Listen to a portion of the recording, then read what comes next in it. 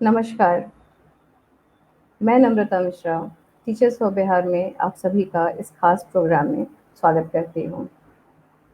आप सब जान रहे हैं कि हम खास मकसद के साथ यहाँ पर आए हैं और खास मकसद भी ऐसा मकसद जिससे कि कोई ऐसा परिवार नहीं है और कोई ऐसा व्यक्ति नहीं है, इनफैक्ट जो बढ़ते बच्चे हैं, जो समझ पा रहे हैं, कोई ऐसा बच्चा नहीं है जो इसके बारे में जानकारी नहीं रख रहा हो। और वो चाहे कोई व्यक्ति हो, चाहे महिला हो, पुरुष हो, बुज़ुर्ग हो, बच्चे हों, जो भी हो, चाहे वो जिनकी तबीयत खराब हो, कुछ भी कोई भी हैं, सब कोई आज अफ़ेक्टेड है। और उस अफ़ेक्टेड जिसके बारे में हम लोग बात कर रहे हैं, वो है कोविड और कोरोना। और ये आज नहीं आया है, इसको आए हुए 3 साल हो चुके हैं और ये कोविड का सेकंड वेव है। और ये सेकंड वेव बिल्कुल एकदम से डराने वाला वेव के जैसे है। और हम लोग इस वेव से कहीं न कहीं कहें तो मानसिक और मानसिक के साथ शारीरिक अफ़ेक्टेड हो रहे हैं। तो हमें उसी शारीरिक और खुद को फिट रखने के लिए और मानसिक तौर पे खुद को सही रखने के लिए हम आज ये लेट्स टॉक जो चैट शो है हमारा, इसके साथ हम यहाँ पे आए हैं। और टीचर्स ऑफ बिहार हमेशा से आप जानते हैं कि हमारी ये कोशिश रहती है कि जो भी समस्याएँ आ रही हैं, चाहे वो शिक्षा डिपार्टमेंट से हो, चाहे वो आमजन से जुड़ी भी समस्या है जिसमें शिक्षक और हमारे बच्चे भी मुख्यतः अफ़ेक्टेड होते हैं, तो हम कोशिश करते हैं कि साइकोलॉजिकली या फिज़िकली हम इन चीज़ों को किस तरह से रेक्टिफ़ाई करें, टोटली नहीं बट फिर भी परसेंटेज में। कोई भी चीज़ 100% क्योर तब होता है जब हम कोशिश करते हैं। तो टीचर्स ऑफ बिहार की जो हमारी ये कोशिश है और वो है कोरोना से जंग जीत लेंगे हम। और इसमें खास जो आज हमारा जो कार्यक्रम है, उसमें योग, मनोविज्ञान और जागरूकता का एक अद्भुत संगम लेकर टीचर्स ऑफ बिहार आप सबके सामने आया है। इसमें जैसे हम जान रहे हैं कि हम काफ़ी परेशान हो रहे हैं और हम परेशान ना हो, इसके लिए हमारे साथ मेंटली परेशान ना हो, हमारे साथ जो हमारे एक्सपर्ट हैं वो मनोविज्ञान से हैं। और हम अपने आप को शारीरिक और मानसिक कैसे फिट रखेंगे, इसके लिए योग विभाग से हमारे बीच में पैनल में हमारे गेस्ट होंगे। और हमारे साथ जागरूकता जगाने के लिए आपदा प्रबंधन से भी गेस्ट होंगे। लेकिन उसके पहले कुछ बातें टीचर्स ऑफ बिहार की तरफ से मैं ज़रूर आपसे करना चाहूँगी कि हम खुद को बीमार नहीं भी हो रहे हैं, जो कि कोविड से इफ़ेक्टेड नहीं हो रहे हैं, बहुत अच्छी बात है। वो भी इतना सोच-सोच के और पैनिक कर के, डर से वो खुद को भी मेंटली बीमार कर रहे हैं। और हम जानते हैं कि हमारे एक स्वस्थ शरीर में स्वस्थ मन, या एक स्वस्थ मन के साथ एक स्वस्थ शरीर भी रहता है। तो हम ये कोशिश करें कि हम अपने आप को, मैं ये नहीं कहूँगी, मैं हमेशा ये कहूँगी, don't be positive but stay positive. हम पॉजिटिव ना हो, इसके लिए हमें पॉजिटिव रहने की कोशिश करनी है, सोचने की ज़रूरत है। और 3 साल से तो इतने सारे प्रयास, इतनी सारी बातें, सारी चीज़ें छन-छन के हमारे बीच में आ रही हैं कि हम बेसिकली कहें तो हमारे पास एक जानकारी का एक पुलिंदा इकट्ठा हो गया है कि हमें कोविड से अफ़ेक्टेड ना हो, हम कोविड के पेशेंट ना हो। इसके लिए हमें क्या करना है, क्या एहतियात बरतने हैं, क्योंकि आपसे आपका परिवार जुड़ा हुआ है, चाहे हमारे शिक्षक-वृंद हो, चाहे आमजन हो। टीचर्स ऑफ बिहार के जितने भी सुनने वाले हैं, देखने वाले हैं, फॉलो करने वाले हैं, आपके कारण आपका परिवार है और परिवार के कारण आप हैं। तो आप परिवार के पास कोविड का कैरियर बन के ना जाएँ। आप अपने भी खुद भी स्वस्थ रहें और अपनी फैमिली को भी स्वस्थ रखें। ये दुनिया बहुत खूबसूरत है और हमें आगे अपनी पूरी उम्र जीकर इस पूरे खूबसूरत दुनिया को देखकर जाना होगा, बीमार होके ना जाएँ। तो ये एक बेसिकली एक जंग है जिसे हमें जीतना है, हमें इसे जंग के तौर पे ही लेना है। एक पॉज़िटिव जंग के तौर पे भी, अगर कोई बीमार हो भी गया है, अगर किसी के अंदर ये वायरस आ भी चुका है, तो इट्स फाइट, हमें इसे लड़के हमें वापस फिर अपने सामान्य जीवन को पटरी पे लाना है। और जो अहम बात वो है कि हमें ये नहीं देखना है कि क्या कारण है मोर्टेलिटी रेट का, क्या कारण है मृत्यु का, हमें ये देखना है कि कितने परसेंटेज लोग ठीक हो रहे हैं, कितने परसेंटेज अभी भी खुद को बचा के रखे हुए हैं। क्योंकि हमारा काम है, हमें बाहर निकलना ही है, लेकिन फिर भी खुद को बचा कर रखना है अपने आप को उस वायरस से। और इसके साथ टीचर्स ऑफ बिहार आपको ये संदेश हमेशा देना चाहता है कि आप डबल मास्क का यूज़ करें, सैनिटाइज करते रहें, हाथों को धोएं और distance maintain, social distancing maintain करते रहें, खुद भी करें और दूसरों को भी ये सोशल मीडिया के ज़रिए ये मैसेज देते रहें कि आप इन सब चीज़ों का पालन करेंगे तो डेफिनेटली हम सब बच के रहेंगे। तो आइए मेरे साथ जो मेरे सहयोगी हैं श्री मृत्युंजय सर, उनका भी स्वागत कर लेते हैं। मृत्युंजय सर।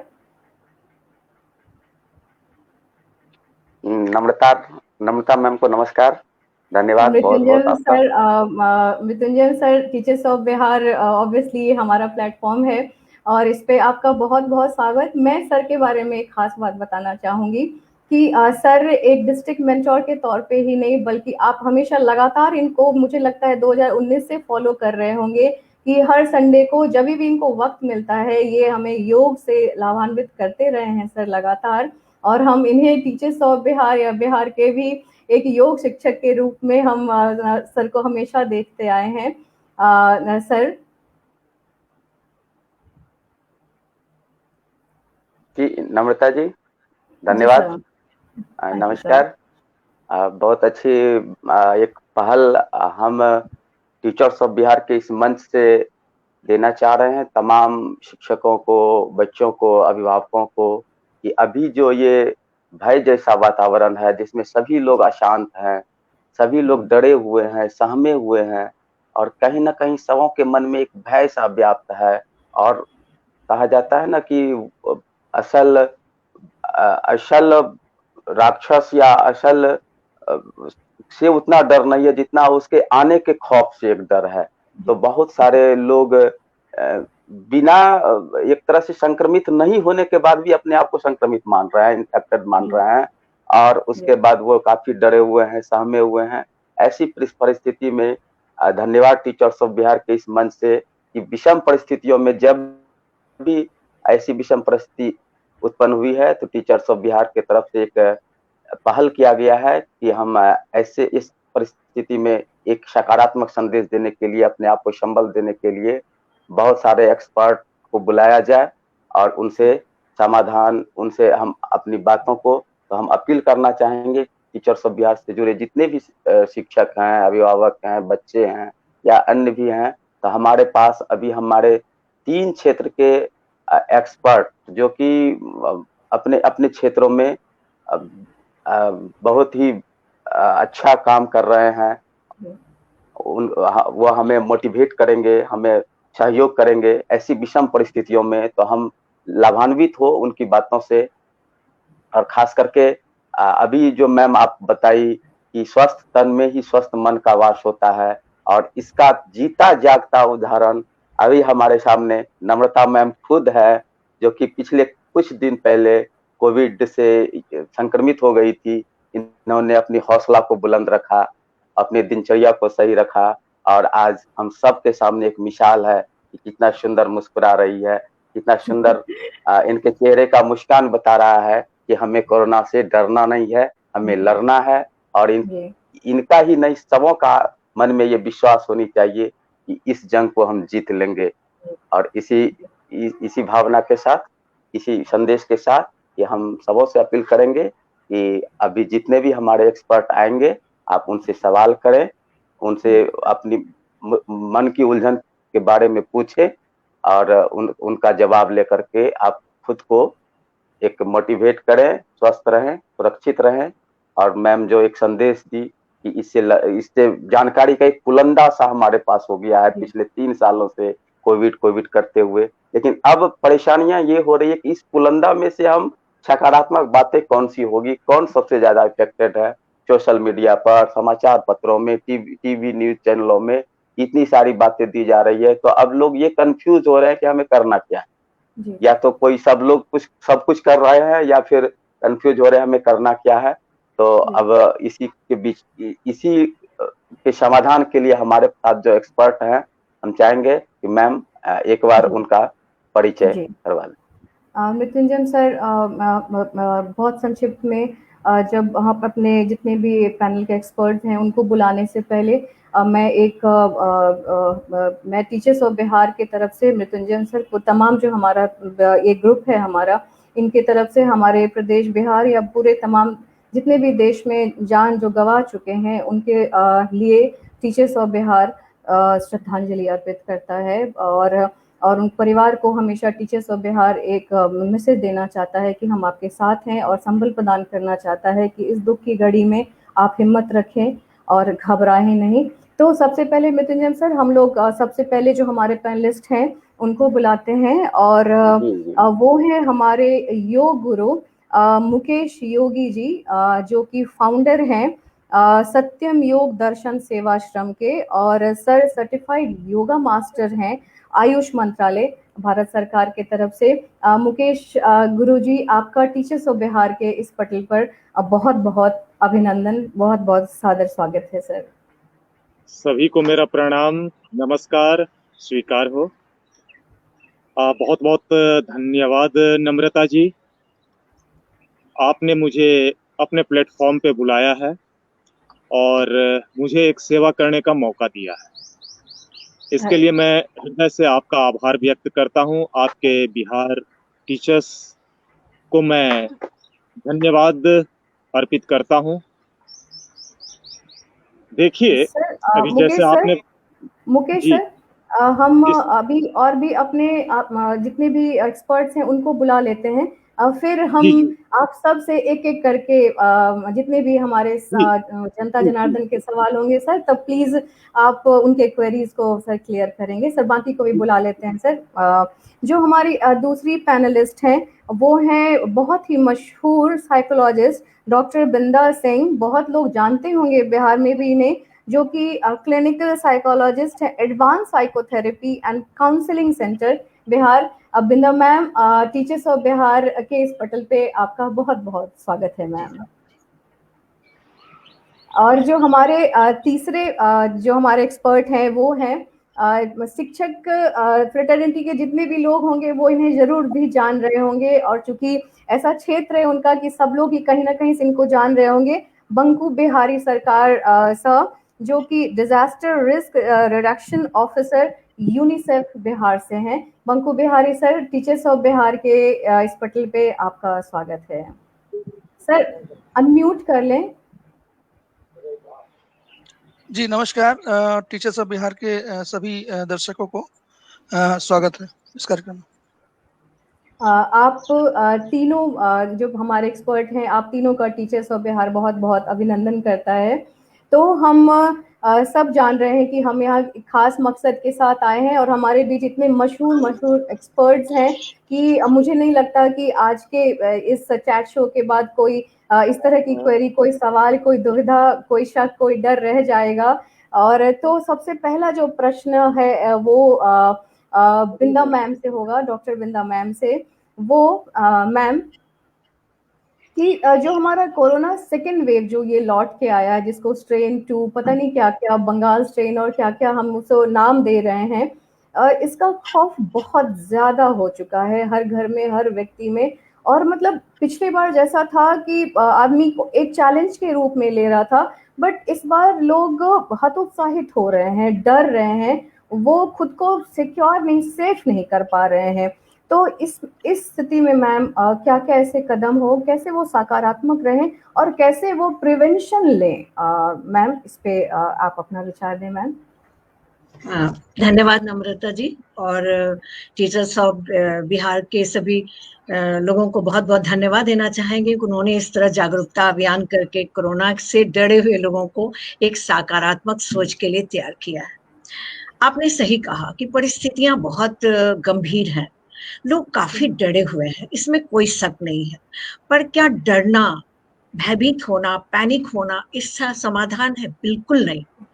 इस कंडीशन में हमें पॉजिटिव होना है, और कहते हैं ना मन स्ट्रांग होता है तो उसका सीधा असर हमारे शरीर पे पड़ता है।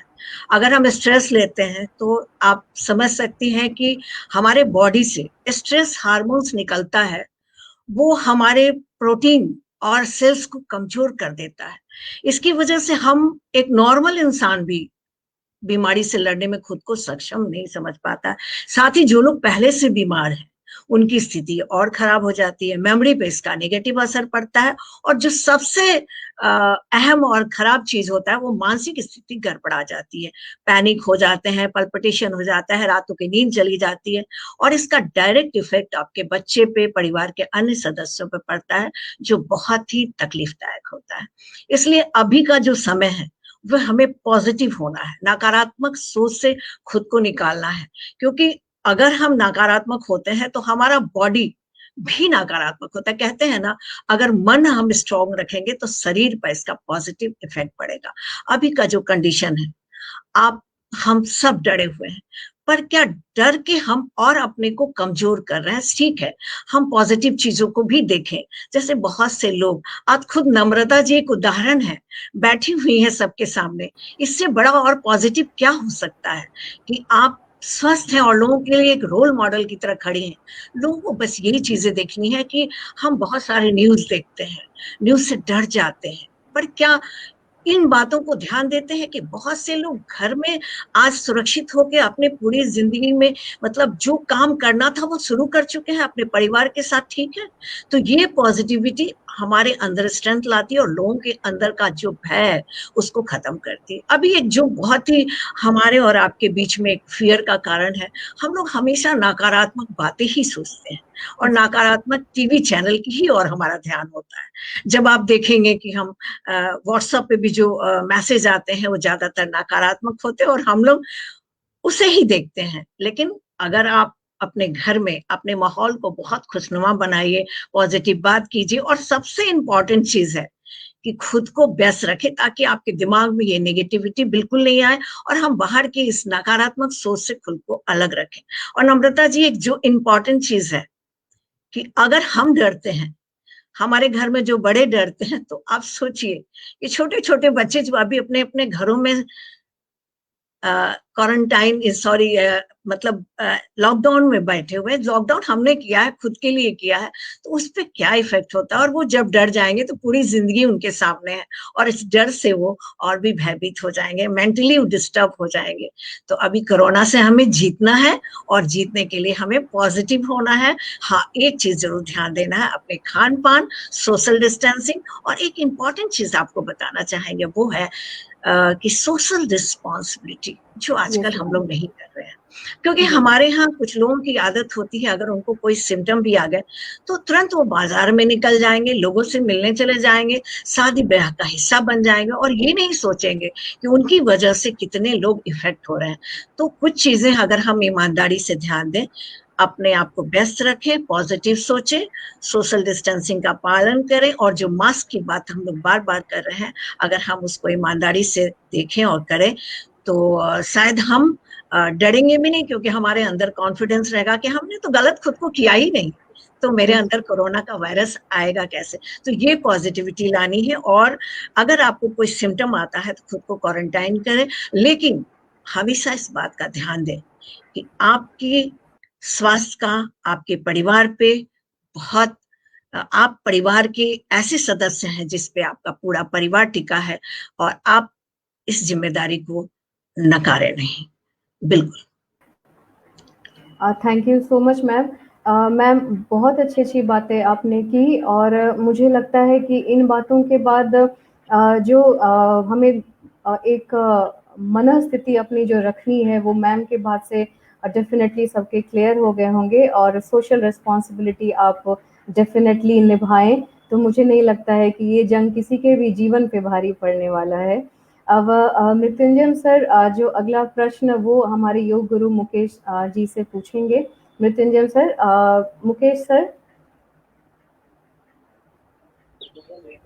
सर अनम्यूट कर लें मृत्युंजय सर। जी मैम, धन्यवाद। और हमारे बीच हमारे योग एक्सपर्ट, योग गुरु मुकेश सर के चरणों में सबसे पहले मेरा कोटि कोटि नमन। सर हमारे, जी प्रणाम। और सर हमारे बीच अभी एक सभी लोग अशांत है, खास करके हम शिक्षकों के बीच एक भय का माहौल है। कहा कि अभी चाहे डिजास्टर का कोई भी आपदा की बातें होती है तो हम शिक्षकों को तुरंत वहां पर ड्यूटी लगा दी जाती है, और सभी लोग अशांत है, दुखी है, शारीरिक मानसिक विकारों से दग्ध है। सबों के मन में एक चिंता है, भय है, बेचैनी है। लेकिन आए दिन समाचार पत्र, टीवी चैनल या अन्य सोशल मीडिया के सहारे कहा जाता है कि योग के सहारे हम कोरोना से जंग जीत सकते हैं। लेकिन कैसे? कैसे? तो हर सबों के मन में ये सवाल है कि हम कैसे इस जंग को जीत सकते हैं। और चूंकि पूरा विश्व आज योग के तरफ टकटकी लगा करके देख रहा है कि, और एक आशा की किरणें उसे यही दिख पा रही है कि योग के माध्यम से हम अपने आप को स्वस्थ रख सकते हैं, इम्यूनिटी को मजबूत कर सकते हैं। काहे कि आज तक कोरोना वायरस को मारने वाली कोई दवा नहीं बनी है। और योग का कहना है कि हम अपने शरीर में ही अपने शरीर को इतना स्ट्रांग बना ले, इम्यूनिटी को इतना मजबूत बना ले कि हम कोरोना वायरस को मात दे सकते हैं। तो सर, सबों के मन में सवाल है, तो हम चाहेंगे कि सर एक हम लोगों का ये शंका का समाधान योग कैसे करेगा। तो सर आपके पास। जी, धन्यवाद। टीचर्स ऑफ बिहार को सबसे पहले मेरा नमन प्रणाम स्वीकार हो, और इस कार्यक्रम के जो मुख्य निर्देशक हैं, जिन्होंने ऑर्गेनाइजर हैं, उनको मेरा प्रणाम और नमस्कार।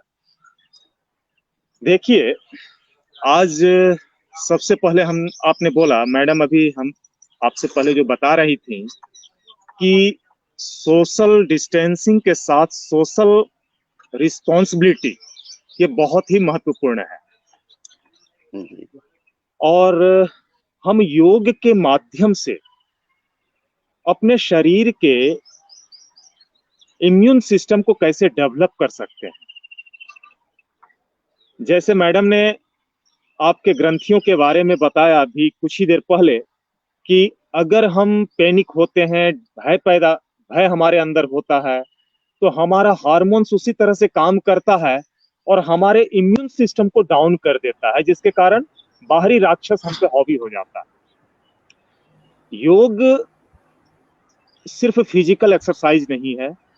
देखिए, योग शरीर, मन और भावनाओं के बीच संतुलन स्थापित करना ही योग है। आज हम शरीर से बीमार कम होते हैं और मन से ज्यादा। 25% हम शरीर से बीमार होते हैं, 75% हम मन से बीमार होते हैं। आज एक भयंकर भय सबके अंदर उत्पन्न है। कोविड नहीं है, फिर भी उसको लग रहा है कहीं हम कोविड से ग्रसित तो नहीं हो गए। वो इसलिए लग रहा है क्योंकि उसके अंदर सोशल रिस्पॉन्सिबिलिटी नहीं है। कहीं ना कहीं सोशल रिस्पॉन्सिबिलिटी को अगर हम समझें तो हमारे अंदर भय उत्पन्न नहीं होगा और हम कोविड से बचाव करेंगे, अपने आप को सुरक्षित रखेंगे। रही बात हम अपने इम्यून सिस्टम को कैसे डेवलप करें, हम सुबह आसन और प्राणायाम के प्रति सजग बने। हम आसन और प्राणायाम को अपने जीवन में नियमित करें। मैं कोविड को भी एक तरह से धन्यवाद देता हूं कि कोविड ने आकर के हमें प्रकृति के साथ जुड़ने के लिए सिखा दिया। हम प्रकृति से काफी दूर हो चुके थे, श्वास पे हम टिके हुए हैं, लेकिन लोग श्वास को भूल चुके थे, श्वास को समझ ही नहीं रहे थे। ऑक्सीजन आज मिल नहीं रहा है, ऑक्सीजन की महत्ता हम समझ नहीं रहे थे। गांव को, जंगल को काट के हमने गांव बनाया, गांव को काट के हमने शहर बनाया, शहर को काट के हमने बड़ा बना के हमने नगर बनाया, नगर से महानगर बना। पॉपुलेशन और पॉल्यूशन बढ़ता गया। हमने वृक्ष को कटाई करते गया, ऑक्सीजन को समाप्त करते गया, ऑक्सीजन की महत्ता को हमने कहीं नहीं माना। और आज कोविड ने हमें सिखा दिया कि ऑक्सीजन कितनी बड़ी चीज है, प्रकृति कितनी बड़ी चीज है। अगर हम अपने जीवन में कुछ आसनों को, कुछ प्राणायाम को नियमित रूप से करें, तो मैं विश्वास दिलाता हूं कि कोविड-19 ही नहीं, किसी भी प्रकार की समस्या हमें छुएगी तक नहीं। हम सबसे पहले सुबह जगें, थोड़ा फिजिकल एक्टिविटीज कर लें। फिजिकल एक्टिविटीज में क्या है कि हम हाथ पांव की अंगुलियों को मोड़ लें, खोल लें। हमारे शरीर में 600 खरब सेल्स है, 600 खरब सेल्स है। उन सेल्स के माध्यम से हमारे पूरे शरीर में ऑक्सीजन जाता है, हम अपने सेल्स को मजबूत बनाए रखें तो हमारा इम्यून सिस्टम काफी हाई रहेगा, इम्यून सिस्टम हमारा लो नहीं होगा। हम थोड़ी एक्सरसाइज करें, अगर सूर्य नमस्कार हो, एक सूर्य नमस्कार अपने जीवन में आप कर लें तो सूर्य नमस्कार के माध्यम से हम अपने लंग्स को, हम अपने हार्ट को, अपने लीवर को, अपने बैकबोन को, अपने शरीर के संपूर्ण मांसपेशियों को, अपने शरीर के संपूर्ण सेल्स को स्वस्थ रख सकते हैं, उसका मालिश कर सकते हैं, उसमें जमे हुए अशुद्ध रक्त को दूर कर शुद्ध रक्त का प्रवाह कर सकते हैं। हम सूर्य नमस्कार का अभ्यास और साथ ही कुछ हम अपने फेफड़े का, आज कोरोना के माध्यम से सबसे पहले कोरोना हमारे फेफड़े पे इफेक्ट डालता है, और फेफड़े को अगर हम स्वस्थ रखें, मजबूत रखें, लचीला बनाए रखें तो हम स्वस्थ रहेंगे। आते हैं थोड़ा प्राणायाम की ओर। हम प्राणायाम में नियमित लंबी गहरी श्वास लेना सीखें। हमने श्वास को कहा जाए कि जब बच्चे सोते हैं, देखिएगा इस बात पे बड़ा गौर कीजिएगा, जब बच्चे सोते हैं आप उसको देखेंगे कि श्वास जब वो भरता है तो उसका पेट फूलता है, श्वास को छोड़ता है तो पेट पचकता है। यह नेचुरल वे था, नेचुरल स्थिति है। जैसे जैसे हम बड़े होते हैं हम क्या करते हैं, श्वास को भरते हैं तो पेट तो फूलना बंद हो गया, सीने को फुलाते हैं, सीने को पिचकाते हैं, यानी कि श्वास की लंबाई को, ऑक्सीजन की मात्रा को हम कम कर देते हैं। तो हम जब ऑक्सीजन की मात्रा को कम कर देंगे तो क्या हमारा सेल्स मजबूत होगा? क्या? कभी नहीं। आज कोरोना के माध्यम से लोग सजग हो गए हैं कि वो श्वास को, ऑक्सीजन लेवल बार बार चेक करते हैं कि हमारा ऑक्सीजन लेवल कहीं कम तो नहीं हो गया। अगर कम हो गया तो वो फटाफट अपना जो है लंबी गहरी श्वास लेना और छोड़ना शुरू कर देते हैं। तो हम करें क्या, 15 मिनट के लिए सीधा लेट जाएं और श्वास को भरते हुए अपने पेट को फुलाएं और श्वास को छोड़ते हुए अपने पेट को पिचकाएं। इसको कहते हैं एब्डोमिनल ब्रीदिंग।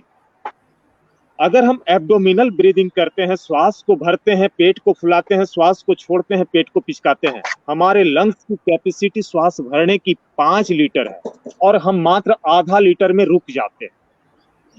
तो जितना ज्यादा से ज्यादा आप श्वास को भरेंगे, पेट, लंग्स आपका फूलेगा, डायाफ्राम नीचे जाएगा और पेट की मांसपेशियां और पेट के पाचन संस्थान में फैलाव आएगा, पेट आपका फूलेगा। तो हम इस क्रिया को करें कि श्वास को भरें, पेट को फुलाएं, श्वास को छोड़ें, पेट को पिचकाएं। ये हमारा 15 मिनट हो। और प्राणायाम, कहते हैं प्राणायाम नाक पकड़ना ही प्राणायाम नहीं है, श्वास के प्रति सजग होना ही प्राणायाम है। प्राण जोड़ आयाम, प्राण का विस्तार, ऑक्सीजन का विस्तार हमारे शरीर के अंदर कैसे होगा? जैसे ही आप श्वास के प्रति सजग बनते हैं, आपके श्वास की लंबाई बढ़ जाती है। अगर आप श्वास के प्रति सजग नहीं है तो आपका श्वास छोटा होता है। आप छोटा श्वास लेते हैं, छोटा श्वास छोड़ते हैं। तो पहला काम आप यह करें कि आप 15 मिनट तक अपने श्वास के प्रति सजग बने। 15 मिनट तक श्वास लेट जाइए, 15 मिनट तक श्वास को भरें, पेट को फुलाएं, श्वास को छोड़ें, पेट को पिचकाएं। अगर आप यह क्रिया करते हैं तो आपकी इम्यून सिस्टम धीरे धीरे बहुत ही मजबूत होती है, क्योंकि ऑक्सीजन आपके पूरे सेल्स तक पहुंचती है और आपका सेल्स काफी मजबूत होता है। आप किसी भी बीमारियों से लड़ने में सक्षम होते हैं।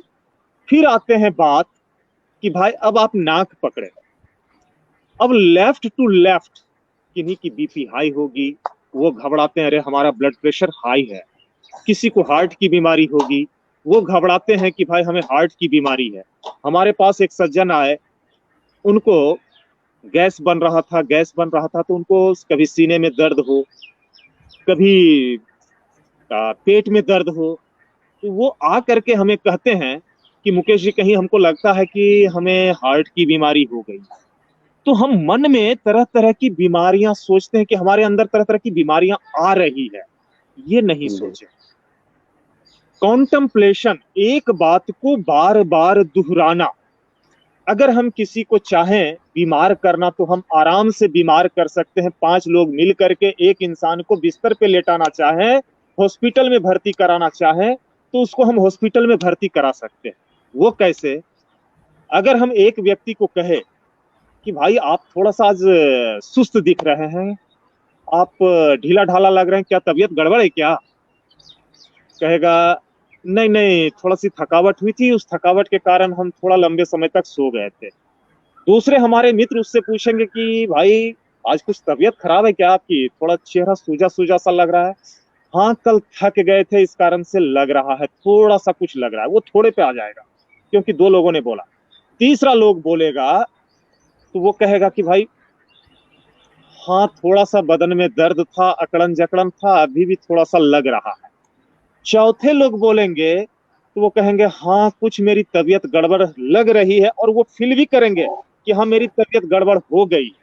5वें लोग के बोलते बोलते वो बिस्तर पे जाएंगे और सचमुच में अपना चेहरा देखेंगे तो उनको सूजा सूजा सा लगेगा। अगर नहीं भी उनका चेहरा सूजा सूजा सा है तो, और वो बीमार पड़ जाएंगे, डॉक्टर को बुला लेंगे, हॉस्पिटल चले जाएंगे।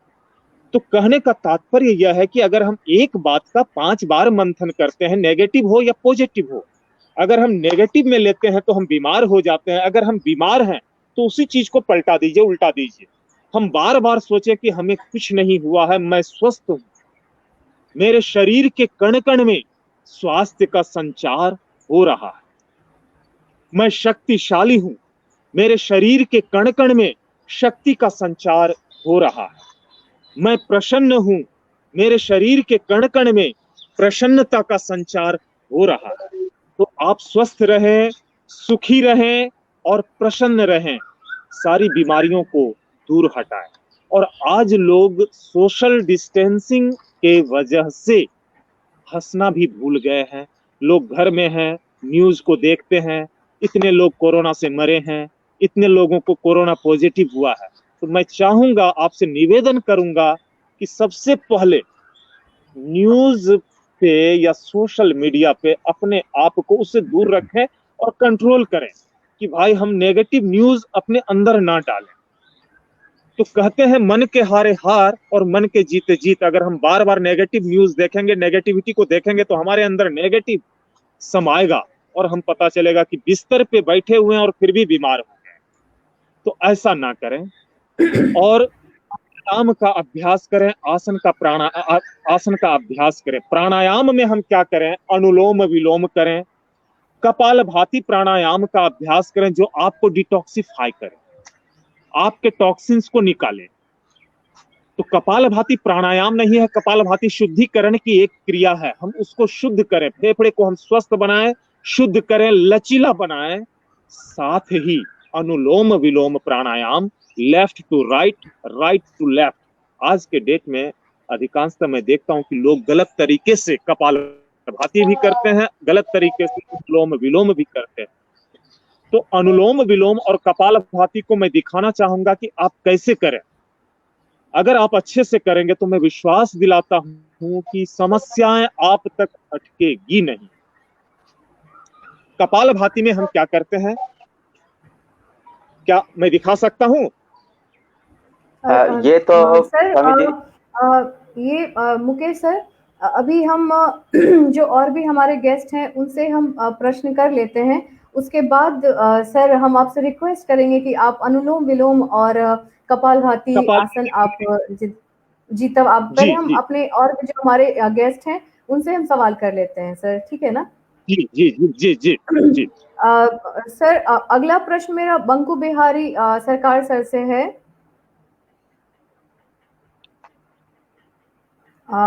बंकू सर जी नमस्कार सर। यस जी नमस्कार। मेरा सवाल है सर कि चूंकि हम लोग सब ऑब्वियसली काम कर रहे हैं, हम टीचर्स स्कूल जा रहे हैं, हमारा स्कूल ओपन है और बाकी लोग काम के लिए जा रहे हैं और आम जन अपने रोजमर्रा की जिंदगी, चाहे अभी तो खास दवाई सब्जी जो भी है उसके लिए जाना ही पड़ता है। तो तो जब जाएं तो हम किन किन एहतियात को बरतेंगे सर, किन किन बातों को ध्यान रखेंगे? हालांकि इतने सारे गाइडलाइंस हैं, उसके बावजूद भी हमसे कहीं ना कहीं भयंकर चूक हो रही है। तो सर कृपया इस पे क्या एहतियातन कदम क्या होंगे, इस पे सर प्रकाश डालें सर। सबसे पहले मैं टीचर्स ऑफ बिहार को आज के इस लेट्स टॉक कार्यक्रम आयोजित करने के लिए धन्यवाद देना चाहता हूं। और हम सब लोग ये जानते हैं कि कहीं ना कहीं हमारा देश अभी बहुत ही विषम परिस्थितियों से गुजर रहा है। और जैसा कि अभी योग गुरु जी ने और डॉक्टर वृंदा ने बताया कि जिस प्रकार की परिस्थितियां हैं और चारों ओर जिस तरह का भी हम लोग न्यूज़ भी देखते हैं, एक डर और भय का माहौल बना हुआ है। लेकिन यदि हम खुद ये सोचे कि आज के इस डर और भय के माहौल में भी हमारे जो हेल्थ फंक्शनरी हैं, हमारे जो सरकारी कर्मचारी हैं, किस प्रकार से वो फ्रंट लाइन में खड़े होकर के जो है कि लोगों की जान बचाने का काम कर रहे हैं। और उसके बावजूद भी आप देखेंगे कि उनके अंदर कहीं भी किसी भी प्रकार का कोई ऐसा मतलब संकेत नहीं है कि वो डर करके घर में बैठ जाएंगे। तो निश्चित तौर पे हम सभी लोग एक जिम्मेदार नागरिक भी हैं कहीं ना कहीं इस देश के, और हम सबकी अपनी एक भूमिका भी है जिसको हम सबको निभानी है। तो इसके लिए हो सकता है कि हमें हमारे जो है कि कॉल ऑफ ड्यूटी के लिए, चाहे मतलब हमें जिस भी काम को हम करते हैं उसके लिए जाना पड़ता है। और जैसा कि रोजमर्रा की जिंदगी में आपने बताया कि बाजार जाना है, दवा लाना है, कुछ भी करना है। देखिए, कुछ जो बेसिक चीजें हैं, अगर हम लोग कोविड को के संदर्भ में देखेंगे, पिछले साल भी हमने देखा था और इस साल भी जो अनुभव है, 2 साल का अनुभव है कि अगर हम नहीं चाहेंगे तो शायद कोरोना हमारे घर में प्रवेश नहीं कर सकता है। और इसका कतई मतलब ये नहीं है कि हम घर के चारों खिड़की दरवाजे सब कुछ बंद करके बैठ जाएं डर के मारे, ऐसा भी नहीं है। लेकिन आप अगर कहीं भी जा रहे हैं, अगर आप बाजार भी जा रहे हैं या विद्यालय जा रहे हैं या ऑफिस जा रहे हैं, अगर आप कुछ नियमों का पालन करते हैं तो निश्चित तौर पर आप अपने आप को, अपने परिवार को और अपने आसपास के जो लोग हैं जिनके साथ आपका जो है कि हमेशा मिलना जुलना होता है, उनको भी आप सुरक्षित रख सकते हैं। और इसको हम लोग ये कहते हैं कि अगर आप देखेंगे तो डब्ल्यूएचओ ने अपने एक अभी रिसेंट एक वीडियो जारी किया जिसमें उन्होंने कहा कि हमारे बहुत अच्छे पावरफुल टूल्स हैं या वेपन्स हैं कोरोना से बचने के लिए। जैसे कि मास्क, अगर आप मास्क को देखें तो ज्यादातर जो लोग हैं वो मास्क को प्रॉपरली पहनते नहीं है। मास्क या तो वो गले में लटकता है या फिर मुंह ढका हुआ है, नाक छुटा हुआ है। अगर आपने मास्क को सही ढंग से पकड़ा नहीं है, आपने मास्क को जो है कि जैसे हेलमेट, जैसे बहुत से लोगों को देखते हैं आप बाइक पे चलते हैं, हेलमेट बाइक पे लटक रहता है, या हेलमेट भी लगाया है अभी तो वो सर के ऊपर सिर्फ रखा हुआ है, उसका जो है कि जो लैच है उसको टाइट नहीं किया है। तो दया करके सबसे पहला जरूरी ये है कि आप जो है कि बेहतर जो है कि ट्रिपल लेयर का जो मास्क है आप उसको पहने, प्रॉपर तरीके से अपना नाक और मुंह को आप ढक लें। दूसरी बात है कि आपको हमेशा ये ध्यान रखना पड़ेगा, चाहे आप बाजार जा रहे हैं, कहीं पर भी जा रहे हैं, कोशिश ये करना है कि लोगों के साथ एक जो फिजिकल डिस्टेंसिंग की बात की गई है, जो 2 गज की दूरी की बात की गई है, उस दूरी को आप पालन करिए। आज भी हम लोग देखते हैं, अभी आप देखेंगे कि मैं देख रहा था रिसेंट न्यूज में कि यूपी में पंचायत चुनाव का जो है कि अभी काउंटिंग हो रही है। आप वहां पर देखिए किस प्रकार की भीड़ लगी हुई है। तो क्या हम ये कह सकते हैं कि क्या लोग वास्तव में सोशल डिस्टेंसिंग का पालन कर रहे हैं क्या? तो सोशल डिस्टेंसिंग या जो फिजिकल डिस्टेंसिंग की हम जो बात करते हैं वो बहुत ही जरूरी है। तीसरी बात ये जरूरी है कि आपको अगर कहीं पर भी लगता है कि आपने कोई ऐसी चीज को छू लिया जिसके जिसके माध्यम से इन्फेक्शन हो सकता है, तो जब भी आप बाहर जाएं तो अपने पॉकेट में आप एक सैनिटाइजर का छोटा सा जो है कि बोतल अपने साथ रखें और अपने आप तुरंत जो है कि हाथ को सैनिटाइज कर लें, क्योंकि हर जगह पर आपको पानी या साबुन मिलेगा नहीं हाथ धोने के लिए। तो आजकल सैनिटाइजर का जो छोटा छोटा स्प्रे आते हैं, अगर वो नहीं भी है तो आप अपने घर में भी सैनिटाइजर की बोतल से छोटी सी किसी शीशी में डाल करके उसको रख सकते हैं और अपने पॉकेट में जब भी जाएं तब करें। उसके बाद जब आप बाहर से घर आते हैं तो सबसे पहले तो आपको कोशिश ये करनी चाहिए कि बाहर से घर आने के बाद आप तुरंत जो है कि अपने रूम में जाएं और आपने बाहर जो भी कपड़े पहने हुए हैं उनको तुरंत जो है कि गुनगुने गर्म पानी में आप उसको धो लें, डाल दें। मास्क को भी डाल दें। बहुत से लोग क्या करते हैं, मैंने देखा है कि मास्क तो आते हैं और आकर के खोल करके सीधे टांग देते हैं। वो तरीका नहीं है। बाहर से आने के बाद जरूरी है कि मास्क को जो है कि गुनगुने गर्म पानी में आपको उसको धो लेना है और उसके बाद ही आपको मास्क का पुनः इस्तेमाल करना है।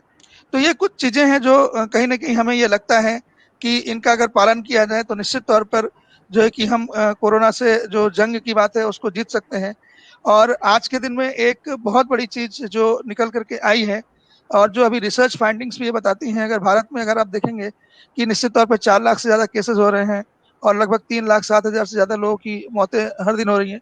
लेकिन इन्हीं आंकड़ों में एक आंकड़ा ये भी छुटा हुआ है कि जिन लोगों ने अपना 2 टीकाकरण करवा लिया है, उनमें इन्फेक्शन होने के चांसेस तो हैं, लेकिन उनकी स्थिति गंभीर नहीं आएगी। वो हो सकता है कि अस्पताल तक नहीं जाएंगे, वो हो सकता है कि उनको ऑक्सीजन की कमी नहीं होगा, या हो सकता है कि वो वेंटिलेटर तक उनके पहुंचने की स्थिति नहीं बनेगी। ये रिसर्च अभी जो करंट रिसर्च है वो बता रहा है।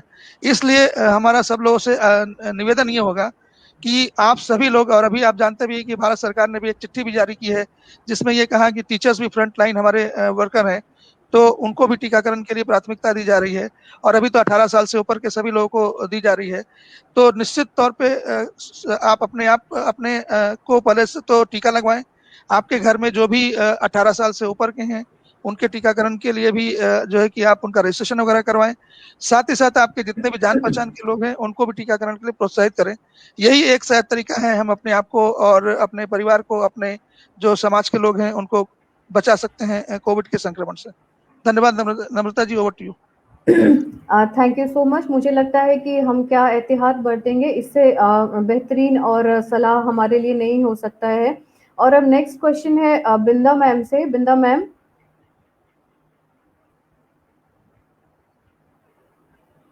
बिंदा मैम, जो हमारे कोविड पेशेंट जो अभी आइसोलेशन में है या जो उससे उबर चुके हैं, उन्हें पोस्ट कोविड खुद को क्या क्या करना है, कैसे अपने आप को फिर से वापस, क्योंकि ये रिलैप्स का डर मैम बहुत ज़्यादा हो रहा है सबके अंदर कि रिलैप्स होगा, या वो कहाँ अपने आप को व्यस्त रखेंगे। और जो बच्चे हैं, बच्चे 3 साल, लगभग 2 साल तो कंप्लीट हो जाएंगे, ऐसा स्कूल ओपन होने की कोशिश भी हुई और वो हमेशा ऑनलाइन स्टडीज में है, मजबूरी है पेरेंट्स की, they can not help it. और ना वो फ्रेंड से मिल पा रहे हैं, फिर से वापस back to pavilion we are.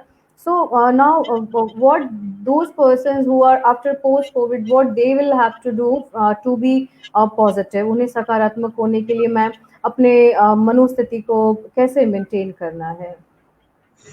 जी नम्रता जी, सबसे बड़ी बात है कि जिन्होंने खुद को क्वारंटाइन किया हुआ है, सबसे पहले वो अपने खान पान पे ध्यान दे, पॉजिटिव सोचे, क्योंकि कहते हैं कि अगर मन और शरीर का बहुत गहरा संबंध है।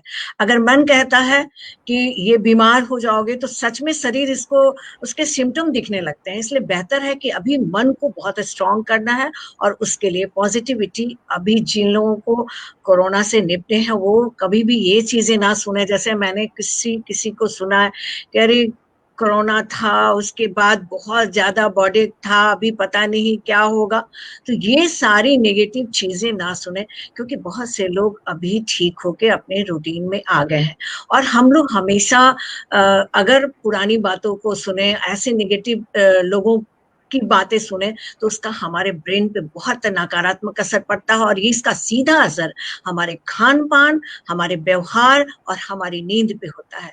जब हम 8 घंटे की नींद देंगे, नहीं ले पाएंगे, तनाव में रहेंगे, तो स्वाभाविक सी बात है कि फिर से हमारा शरीर कमजोर होने लगेगा, और फिर हमारा जो शरीर है उसको रोग निरोधक क्षमता को कमी की वजह से और भी कमजोर होने लगेगा। इसलिए बेहतर है कि पॉजिटिव सोचे। और दूसरी चीज आपने कही कि घर में जो छोटे छोटे बच्चे हैं ऑनलाइन क्लासेस कर रहे हैं, अब हम बड़े चूंकि घर में रहते हैं तो कितने परेशान हो जाते हैं। तो सोचिए, वो छोटे छोटे बच्चे जो कल तक स्कूल जाते थे, बच्चों के साथ टिफिन शेयर करते थे, अपने मन की बात करते थे, ग्राउंड में खेलते थे, आज सारे बच्चे आपके घर में हैं। तो आप बच्चों के साथ एक अच्छा कोऑर्डिनेशन बनाते हुए, पॉजिटिव कोऑर्डिनेशन बनाते हुए बच्चों के साथ बैठे। अभी तक हम क्या कर रहे थे कि बच्चों को हम स्कूल भेज देते थे, वहां से बच्चे थके आते थे, हमारे पास टाइम नहीं हुआ करता था कि बच्चों के साथ हम पूछे कि तुम कैसे हो, क्या पढ़ रहे हो। आज हमारे पास समय है और हम इस समय का सदुपयोग कर सकते हैं, बच्चों के साथ बैठ के अच्छी अच्छी बातें कर सकते हैं, उनसे पूछ सकते हैं कि उन्हें क्या चाहिए, उनके कंधे पे हाथ रख सकते हैं, बच्चे के अंदर स्ट्रेंथ आएगा, और वो जो बच्चा डरा हुआ है उससे हम उसे निकालेंगे। और सबसे बड़ी चीज है कि हम लोग सिर्फ ये सोच रहे हैं कि कोरोना के बाद क्या होगा, तो आप बिल्कुल निश्चित होइए कि बहुत से लोग जो ठीक है। और एक बहुत ही गड़बड़ बात आ रही है कि हर इंसान ये डरा हुआ है कि अगर मैं ऑक्सीजन कहाँ से लाया जाएगा, बेड खाली है नहीं है। ये सब मत सोचे, क्योंकि जो लोग नॉर्मल है उन्हें कोई दिक्कत नहीं होती है, उन्हें ऑक्सीजन की भी जरूरत नहीं। बहुत अच्छे बात को योग गुरु ने भी बताया कि अगर आप अपनी रूटीन में आते हैं और हर दिन आप श्वासन क्रिया पर नियंत्रण करते हैं तो आपको ऑक्सीजन की जरूरत नहीं पड़ेगी और बेड की भी जरूरत नहीं पड़ेगी। क्योंकि अगर कुछ लोग हैं जिनको कुछ शारीरिक बीमारी है, उनके लिए थोड़ा डॉक्टर से परामर्श अधिक लेना है, लेकिन जो लोग नॉर्मल है अपने एक डॉक्टर की बात माने। व्हाट्सएप पे पड़े हुए हजारों लोगों की बात को वो मत सुने कि ऐसा करो, ऐसा करने से ठीक हो जाएगा, ये करो वो करो। ये सारी चीजें कंफ्यूज करती हैं और हम फिर से परेशान होके और बीमार होने के कागार पे चले जाते हैं। और बच्चों को स्ट्रांग बनाना है, क्योंकि बच्चे हम पे निर्भर है। और अगर अभी आज के समय में बच्चे के अंदर में इस तरह का फियर आएगा तो सोचिए पूरी जिंदगी उनके सामने एक खौफ में जिएंगे, एक डर उनके अंदर होगा, जो शायद साइकोटिक टेंडेंसी जिसको कहते हैं कि वो आने वाले समय में भी हर बीमारी से डरेंगे और उनके अंदर का इम्यूनिटी सिस्टम कमजोर पड़ जाएगा। इसलिए केयरफुल तो रहना ही है, सतर्क रहना है, खान पान पे ध्यान देना है और पॉजिटिव सोचना है और नकारात्मक थॉट वाले लोगों से दूरी बनानी है। इमोशनल सपोर्ट की दूरी के लिए कहीं भी नहीं कहा गया है, इसलिए इमोशनली स्ट्रांग बने। Thank you so much ma'am. Ma'am ने बहुत ही उपयोगी बातें कही कि हमेशा मैम कह ही रही हैं कि we have to be positive, हमें सकारात्मक ही रहना है, क्योंकि जब हमें किसी प्रकार का जंग लड़ना होता है तो सबसे पहले जो हिम्मत देती है वो है हमारी positivity, that we will win. और जब हमारे अंदर ये चीज़ें आ जाएंगी कि हम ही जीतेंगे तो definitely no one can defeat us. Thank you so much ma'am. और अब मृत्युंजय सर वापस फिर से योग गुरु से जुड़ेंगे। और सर जी मैम, हम आमंत्रित करेंगे हमारे योग गुरु को पुनः, मुकेश सर से। हाय सर जी। बहुत ही जिज्ञासा है सबों में और बहुत ही एक सकारात्मक सोच के साथ सब लोग आपसे जुड़े हुए हैं। एक आशा की नजरों के तहत आपको देख रहे हैं। और अब सवाल है कि जो संक्रमित नहीं हुए, ऐसे व्यक्ति जो संक्रमित नहीं हुए हैं, उन्हें योग में से कितना लाभ होगा जो अपने आप को संक्रमित होने से बचा सके। दूसरी बातें हैं कि जो व्यक्ति संक्रमित हो गए हैं, इन्फेक्टेड हैं, तो उसके लिए योग कितना लाभदायक होगा और वो कैसे करेंगे। फिर तीसरी बातें, जो अभी बहुत सारे लोग योग संक्रमित होने के बाद स्वस्थ हो रहे हैं, फिर भी उनके मन में एक भय है, आशंका है, तो ऐसे तीनों बातों में योग कितना सहयोग करेगा, हमें आत्मबल बढ़ाने के लिए कितना उपयोगी होगा। तो हम चाहेंगे सर एक मार्गदर्शन दे हम सभी शिक्षकों के, हमारे बच्चों के लिए और हमारे अभिभावकों के लिए और बिहार या देखने यहाँ से जुड़ने वाले तमाम शिक्षकों, अभिभावकों और दर्शकों के लिए। सर आपका संदेश। जी धन्यवाद। देखिए, जैसा कि हमने शुरुआत में ही कहा और मैम भी अभी थोड़ी देर पहले बता रहे,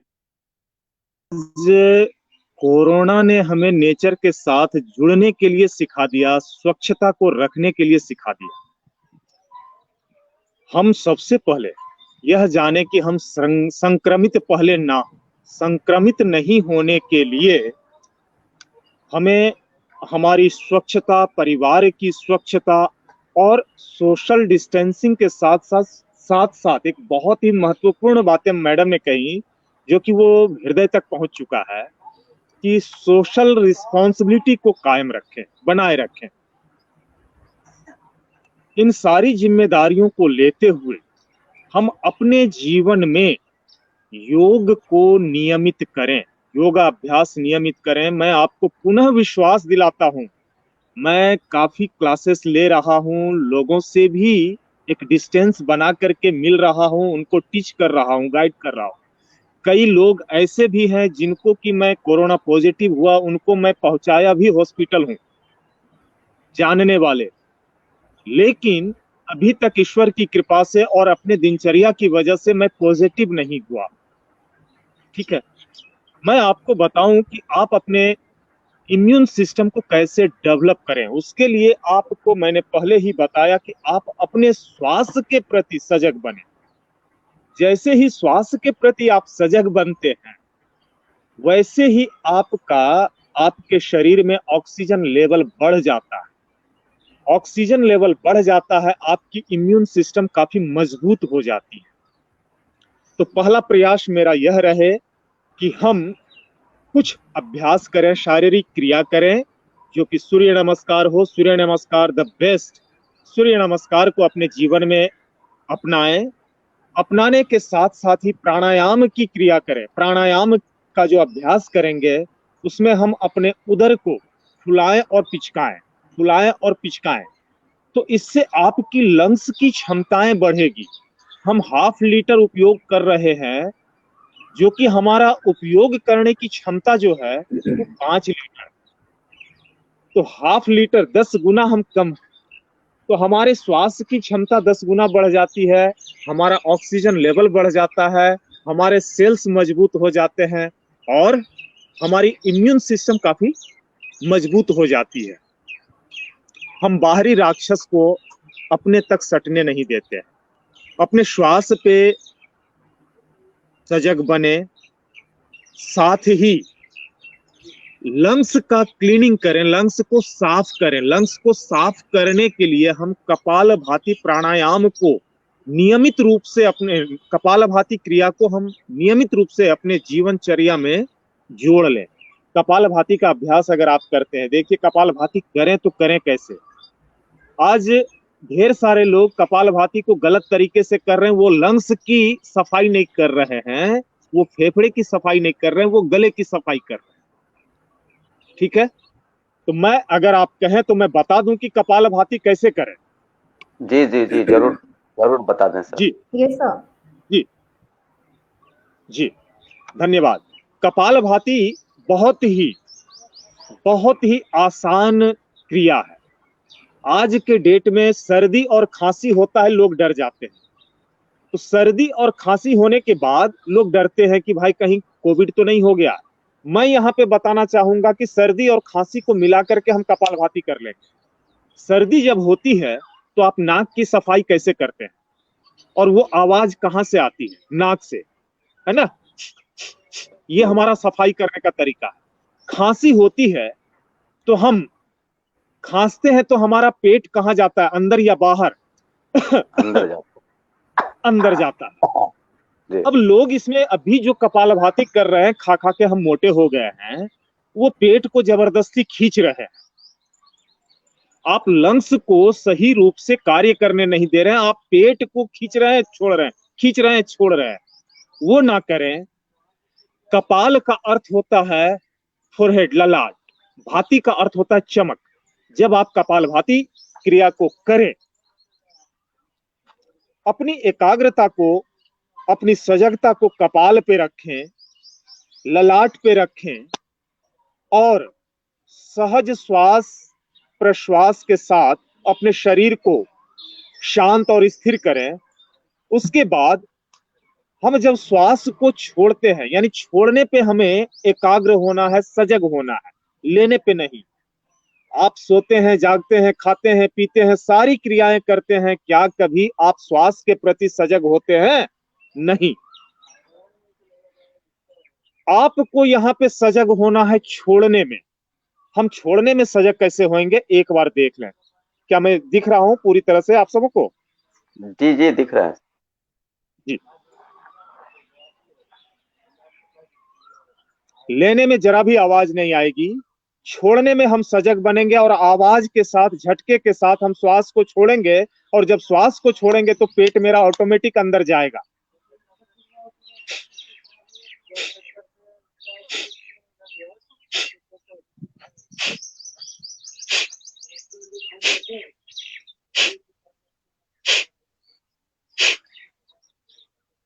और चेहरे पे हमेशा प्रसन्नता बनाए रखें, चेहरे पे तनाव ना हो। लोग गलतियां क्या करते हैं, मैं एक बार गलत करके दिखा दूं कि लोग श्वास को छोड़ते हैं तो वो गले से छोड़ते हैं। ये ना हो। कई लोग पेट को खींचते हैं, ये ना हो। कई लोग चेहरे को भींचते हैं, ये ना हो। भगवान ने आपको इतना अच्छा चेहरा दिया है, इतना अच्छा शरीर दिया है, जो आपके जैसा दूसरा कोई नहीं है। इसकी आकृति को, इसके स्वरूप को बिगाड़े नहीं, बनाए रखें और शांत चित्त होकर के प्राणायाम का अभ्यास करें, क्लीनिंग करें। तो आप फेफड़े को पूरी तरह से खाली करना सीखें। अगर आप फेफड़े को खाली करेंगे, मैक्सिमम कार्बन डाइऑक्साइड निकालेंगे, टॉक्सिन्स को निकालेंगे, डिटॉक्सिफाई करेंगे, तभी तो नेचर से, प्रकृति से आप शुद्ध वायु को ग्रहण करेंगे और वह शुद्ध वायु फेफड़े के माध्यम से आपके पूरे सेल्स तक पहुंचेगा और आपके पूरे सेल्स को मजबूती प्रदान करेगा और आपको, आपके इम्यून सिस्टम को डेवलप करेगा, आपको स्वस्थ रखेगा। तो आप कपालभाति का अभ्यास इस प्रकार से नियमित करें।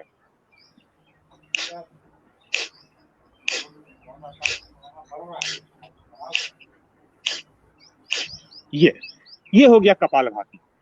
दूसरा, हम प्राणायाम अपने जीवन में उतारें जो अनुलोम विलोम है, उतार और चढ़ाव है।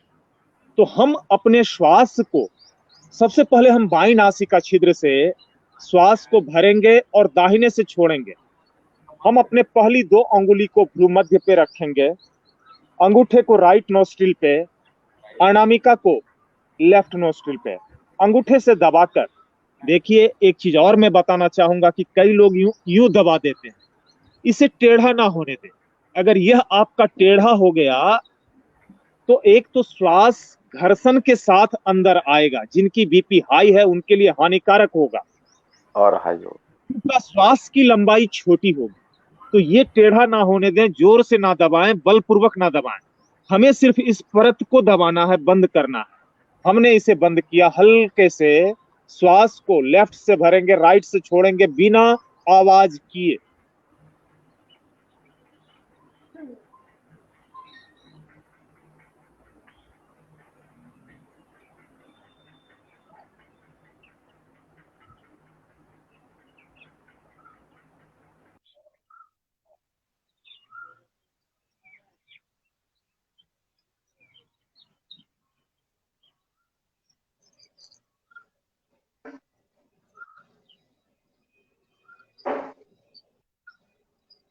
तो ये था अनुलोम विलोम। आपने कहीं आवाज नहीं सुना।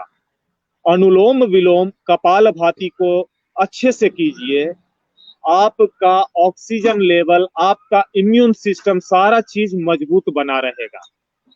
रही बात मानसिक तनाव, मानसिक तनाव आज लोगों में सबसे ज्यादा है। अभी मैडम बताई थी कि नकारात्मक समाचार से दूर रहे, नकारात्मक लोगों से दूर रहे, सकारात्मकता की ओर ज्यादा से ज्यादा बढ़े, पॉजिटिविटी ज्यादा से ज्यादा लाए, वैसा सर्कल बनाए जो आपको पॉजिटिव एनर्जी क्रिएट करे, पॉजिटिव एनर्जी आपके सामने में लाए।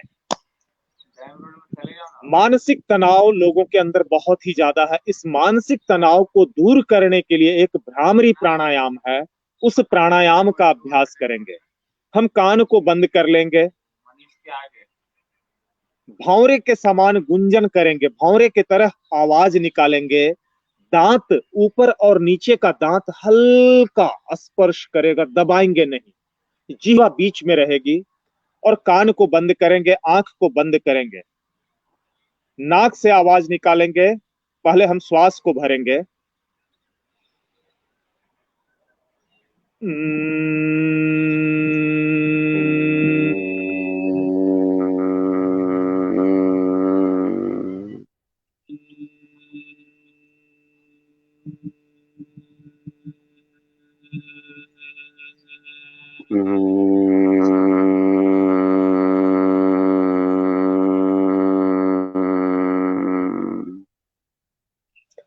तो ये हमारा भ्रामरी प्राणायाम है। इस अभ्यास को करेंगे, इस प्राणायाम का अभ्यास करेंगे, आप मानसिक तनाव से भी मुक्त रहेंगे। आज मानसिक तनाव सबसे ज्यादा है, हम रात में सो नहीं पाते हैं। इसको आप करेंगे, आपके इस अभ्यास को करने से आपको अच्छी नींद आएगी, मानसिक तनाव दूर होगा और आपके शारीरिक इम्यून सिस्टम काफी डेवलप करेगा, आप स्वस्थ रहेंगे।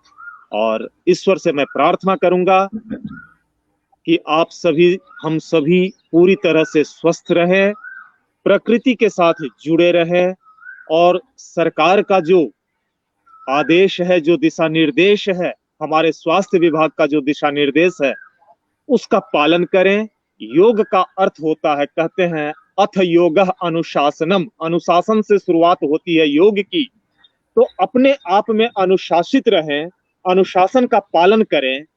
आप अगर अनुशासन का पालन करेंगे तो आपके ऊपर आपका परिवार भी अनुशासन का पालन करेंगे आपके साथ साथ, और वह स्वस्थ रहेंगे। समाज को आपके अनुशासन का पालन करते रहने से समाज को भी लाभ मिलेगा, तो पारिवारिक और सामाजिक लाभ भी मिलते हैं। योगी सर, आप बीच में रोक रहे हैं आपको। आपसे ही सवाल है, हमारे कई शिक्षक और कई जितने भी टीओबी के हमारे दर्शक हैं। पहला प्रश्न है सुनील कुमार सर का, वो है क्या योग प्राणायाम कभी भी किया जा सकता है? इसका सही समय क्या हो सकता है? जी देखिए, जब भी हम योगाभ्यास करें, सुबह प्रातःकालीन सबसे अच्छा। समय नहीं मिले शाम को कीजिए, और भी समय नहीं मिले तो भोजन के 3.5 घंटे के बाद कभी भी कीजिए। सुबह सबसे अच्छा, शाम को अच्छा, और समय नहीं मिले तो भोजन के 3.5 घंटे के बाद कभी भी कीजिए, एम्प्टी स्टमक में। जी धन्यवाद सर।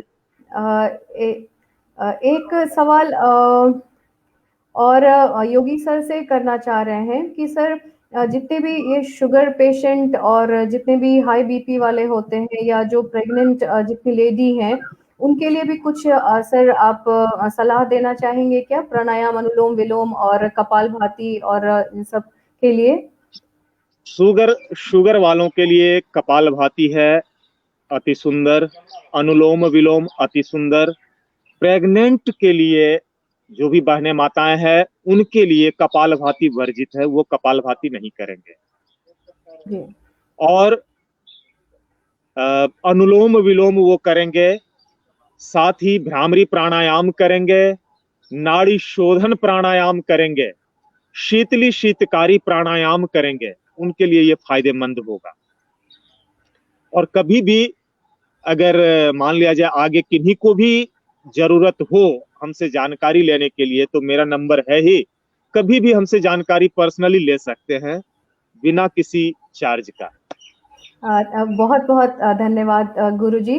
मैम से ये सवाल मैं पूछ सकती हूँ कि चांदनी झा मैम का सवाल है, वृंदा मैम, कोरोना संक्रमण के बाद कितने दिनों तक डर बना रहता है? जरूर स्पष्ट करें। डर की बात बार बार आ ही जा रही है, बट फिर भी मुझे लगता है कि ये साइकिल होगा कि कितने दिनों में वो वायरस हमारे बॉडी में डेड हो जाता है, और हम कितने दिन के बाद खुद को क्योर बोल सकते हैं। अगर रिपोर्ट ना भी आए तो कब हम अपने आप को नेगेटिव बोल सकते हैं? मैम जी चांदनी जी, वाकई जब कोरोना हो जाता है तो लोगों के अंदर में तो स्वाभाविक सी बात है, भय बनी रहती है। लेकिन अगर आप 15 दिन 20 दिन खुद को क्वारंटाइन कर लेते हैं, डॉक्टर से सलाह लेने के बाद आप फिर से टेस्ट कराते हैं, अगर आपका नेगेटिव आता है तो डरे नहीं, पहली चीज। क्योंकि डरने से आप ना अच्छा से खा पाएंगी, ना अच्छा से सो पाएंगी, और ना ही अपनी दिनचर्या को करेंगी। अभी आप पॉजिटिव ये सोचे कि बहुत से लोगों को जिन्हें कोविड हुआ था और वो अच्छे से अपना काम कर रही है। नम्रता जी तो सामने है, अभी हम सारे लोगों को डील कर रही हैं। ये पॉजिटिव देखिए, क्योंकि जब हम डरते हैं तो आप सोचिए कि आपके डर की वजह से आप में जो सुधार आना चाहिए था फिजिकली, हमने शुरू में भी कहा कि जब हम स्ट्रेस लेते हैं तो स्ट्रेस हार्मोन निकलने से हमारे बॉडी का जो भी सेल्स होता है, प्रोटीन होता है, वो बार बार कमजोर हो जाता है। अगर हम डरना कम कर दें तो हमारा सेल्स और प्रोटीन अपना अच्छी तरह से काम करेगा और हम जितनी जल्दी हो स्वस्थ हो जाएंगे। और नेगेटिव तो बिल्कुल ना सोचें, क्योंकि अभी आप कितना अच्छा, कोरोना के लिए तो एक बहुत अच्छी चीज है, सर्दी खांसी होता था, महीनों ठीक नहीं होता था, लेकिन आज 16 दिन 17 दिन के बाद लोग बिल्कुल दूसरा टेस्ट करा लेते हैं और घर में बहुत अच्छे से अपने पुराने काम में लग जाते हैं। मेरे घर में भी इस तरह के लोग हैं जो आज अपना काम कर रहे हैं और पॉजिटिव से अभी निगेटिव की ओर है। आज कहते हैं रहना तो पॉजिटिव है, लेकिन पॉजिटिविटी को छोड़ना बिल्कुल होना नहीं है। और जी। हमेशा याद रखिए कि कोरोना वायरस से डर है, लेकिन आजकल लोग डर वायरस से ज्यादा परेशान हैं। इस डर बिल्कुल। जैसे वायरस से खुद को कंट्रोल करना है और अब देखिए कि जल्दी ठीक हो जाए। बहुत अच्छा मैम नाम दिया आपने कोरोना को, डर वायरस। मृत्युंजय सर, मुदित सर का प्रश्न हम लेंगे, उससे पहले बंकू सर से मृत्युंजय सर एक सवाल बहुत देर से पूछना चाह रहे हैं। मृत्युंजय सर। जी जी सर, बंकू सर को नमस्कार। जी नमस्कार।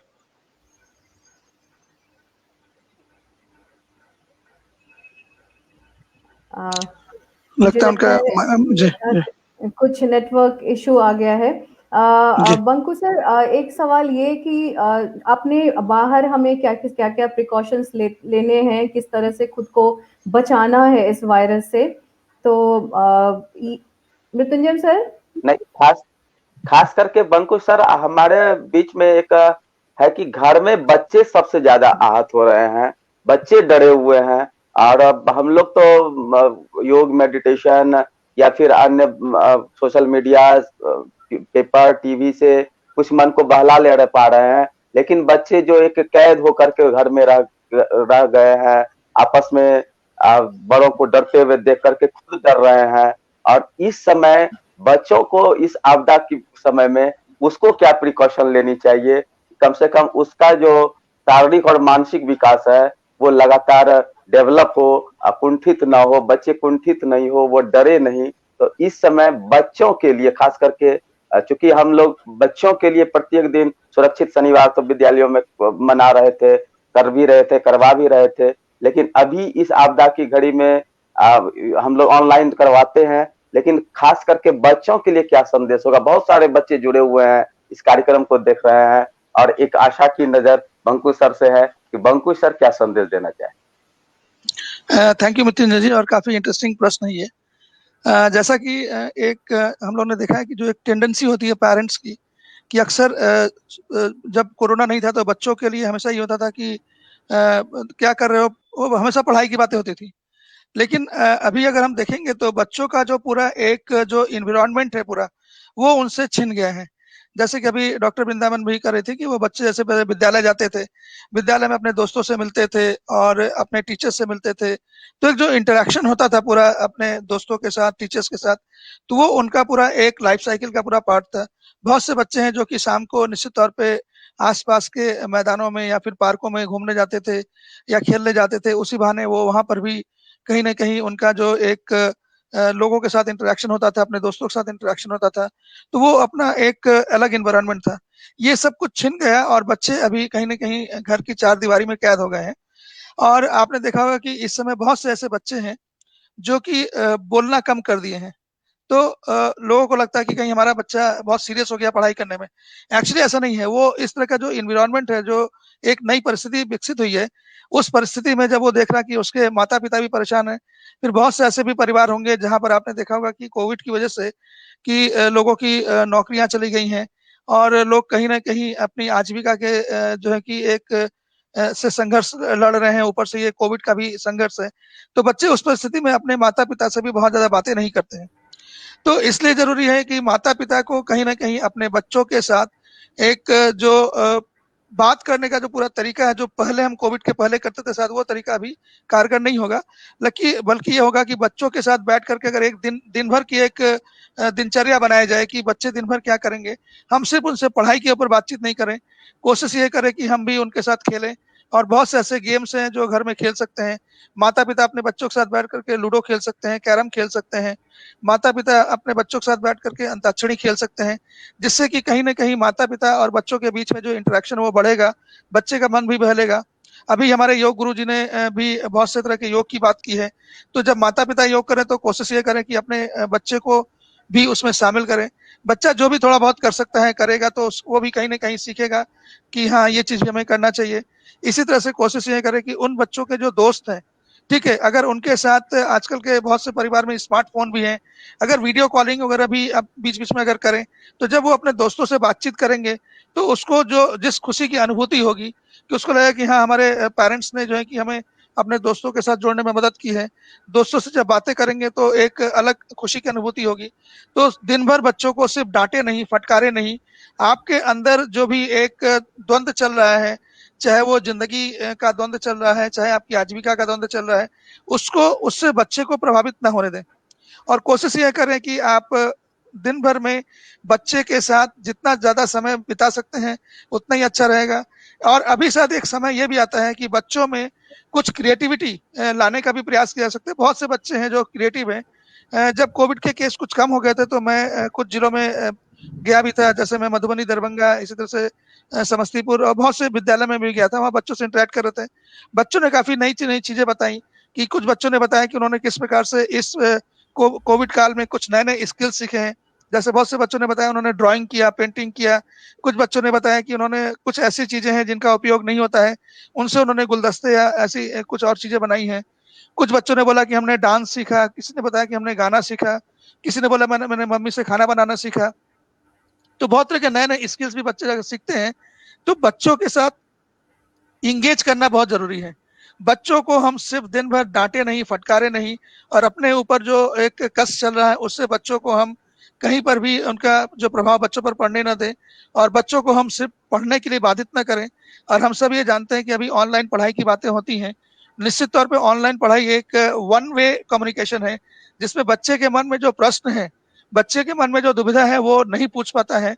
क्योंकि बहुत से जब वन वे कम्युनिकेशन होता है, चाहे मेरा दूरदर्शन मेरा विद्यालय के माध्यम से हो, चाहे ऑनलाइन ऐप के माध्यम से हो, तो कोशिश ये करें कि चूंकि आप अध्यापक हैं और मेरे ख्याल से बच्चों का जितना ज्यादा ट्रस्ट और रिस्पेक्ट अध्यापक के प्रति होता है उतना शायद वो अपने गार्जियन से या पेरेंट्स के प्रति नहीं होता है।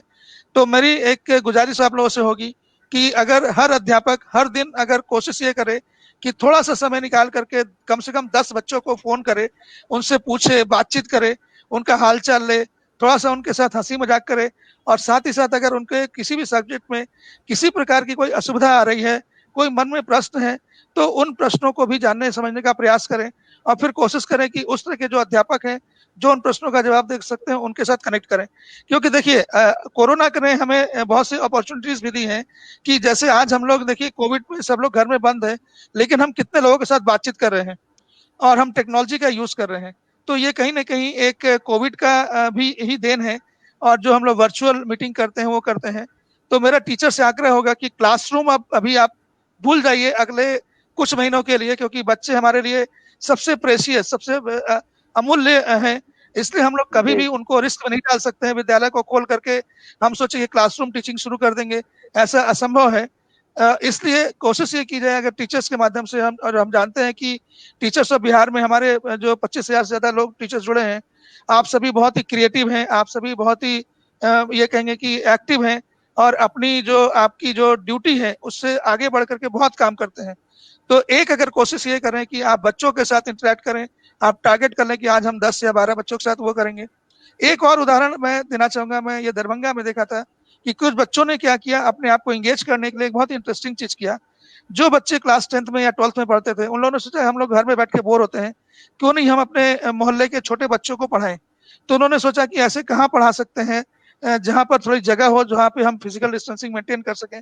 तो उन्होंने ऐसे गांव में कुछ जगहें ढूंढी, कुछ खाली ऐसा आम का बगीचा या मैदान ढूंढे जहाँ, या फिर किसी का दलान है जहाँ पर वो 10-12 बच्चों को, तो उन्होंने ऐसे करके बच्चों की लिस्ट बनाई। जो क्लास 12th के बच्चे थे उन्होंने 9-10th के बच्चों को इकट्ठा करके वहां पढ़ाना शुरू किया। जो 10th के बच्चे उन्होंने क्लास 6, 7, 8 को पढ़ाना शुरू किया।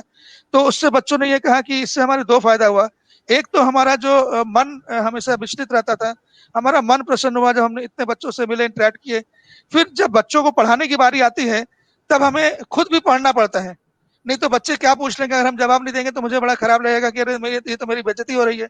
तो हम लोग भी पढ़ने का हमारा ज्यादा उत्सुकता बढ़ी। मुझे ये बहुत ही अच्छा लगा कि यहाँ पर किसी का भी कोई भी इंटरवेंशन नहीं है, किसी ने भी किसी प्रकार का जाके नहीं किया, बच्चों के मन में ये अपने आप आया और बच्चों ने वहां पर पूरी सावधानी के साथ इस तरह का काम किया और उन्होंने इसको हमको सब शेयर किया, तो मुझे बहुत ही अच्छा लगा।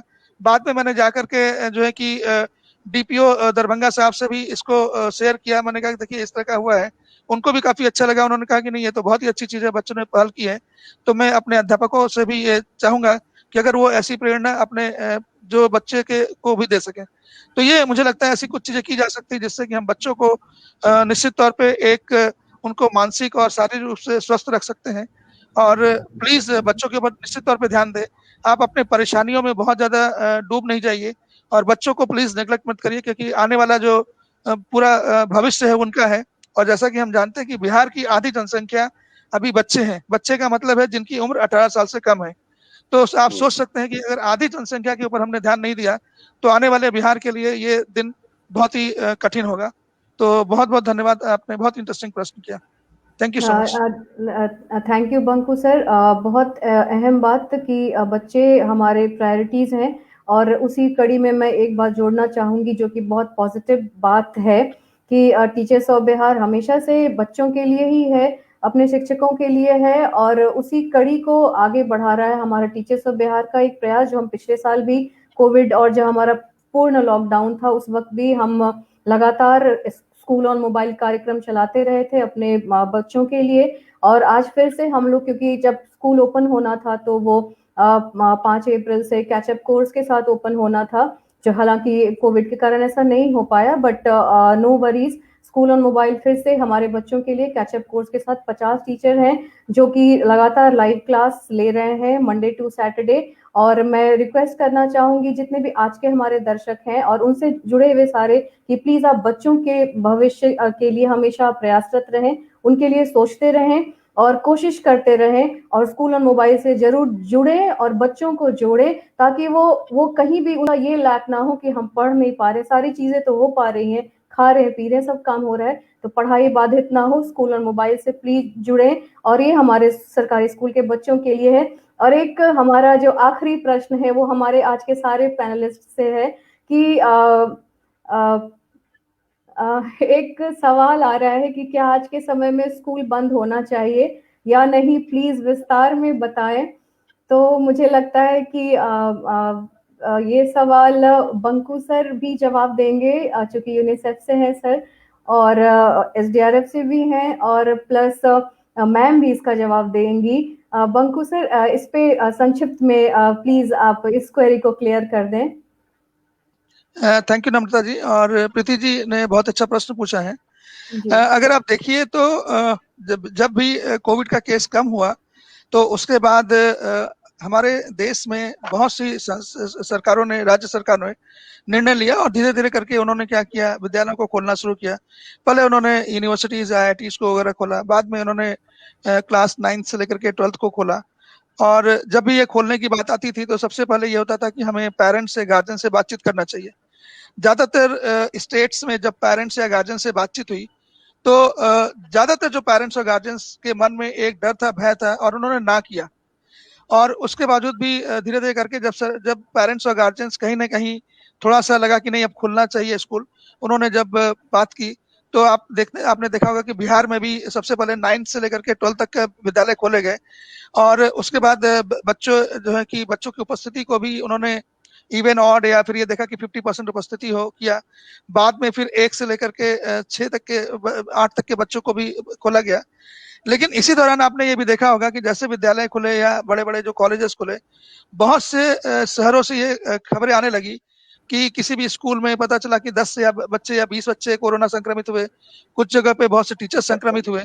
तो ये इस तरह की जब इस खबरें आने लगी तो फिर धीरे धीरे करके जो है कि राज्य सरकारों ने और केंद्र सरकार ने फिर ये फैसला लिया कि नहीं अभी हम स्कूल नहीं खोल सकते। क्योंकि देखिए हम सबको ये जो प्रश्न है, हमेशा बहुत से लोगों को लगता है कि नहीं विद्यालय खुलना चाहिए क्योंकि ये बच्चों के लिए जरूरी है। लेकिन हम सब ये जानते हैं कि विद्यालय अगर आप खोलेंगे, क्या विद्यालय में हमारे पास वो सुविधाएं हैं कि हम बच्चों को सोशल डिस्टेंसिंग का पालन कर सकते हैं। दूसरी चीज, बच्चों में जो एक स्वभाव होता है, और सिर्फ बच्चों में नहीं हम सब में भी ये स्वभाव है, जब भी विद्यालय खुलेगा तो निश्चित तौर पे बच्चे एक दूसरे से मिलना चाहेंगे। जैसे कि बिंदा जी ने बताया था, बच्चे टिफिन शेयर करते हैं, अपना पानी शेयर करते हैं, बच्चे बैठते हैं, बहुत दिन के बाद मिलेंगे। तो इन सब चीजों के बीच में क्या होगा कि बहुत ही दुविधा होगी कि बच्चों के बीच में आप कोरोना के संक्रमण को रोक नहीं पाएंगे। फिर क्या होगा कि एक ऐसी स्थिति बन जाएगी। और इस बार अगर आप देखेंगे कि जो पिछली लहर से जो कोविड में अंतर है, इस बार बच्चे भी प्रभावित हो रहे हैं। तो उस हिसाब से Banku sir, sorry to interrupt, ये प्रश्न इसमें एक वरी टीचर्स के लिए भी है, because they are every day they dying, वो मर रहे हैं, इनकी मृत्यु हो रही है कोविड से संक्रमित होके, वो इन्फेक्टेड हो रहे हैं। तो क्या पूर्णतया शिक्षकों के लिहाज से भी क्या विद्यालय बंद होने चाहिए? देखिए, शिक्षक के लिहाज से भी और बच्चों के लिहाज से भी निश्चित तौर पे विद्यालय बंद होने चाहिए। और अभी हमारी जो सबसे बड़ी जरूरत ये है कि कोविड के संक्रमण को जिसको चेन है इसका, उसको ब्रेक करना जरूरी है। विद्यालय एक ऐसा प्रांगण होता है जहां पर बहुत सारे बच्चे, बहुत सारे टीचर्स एक साथ इकट्ठे होते हैं।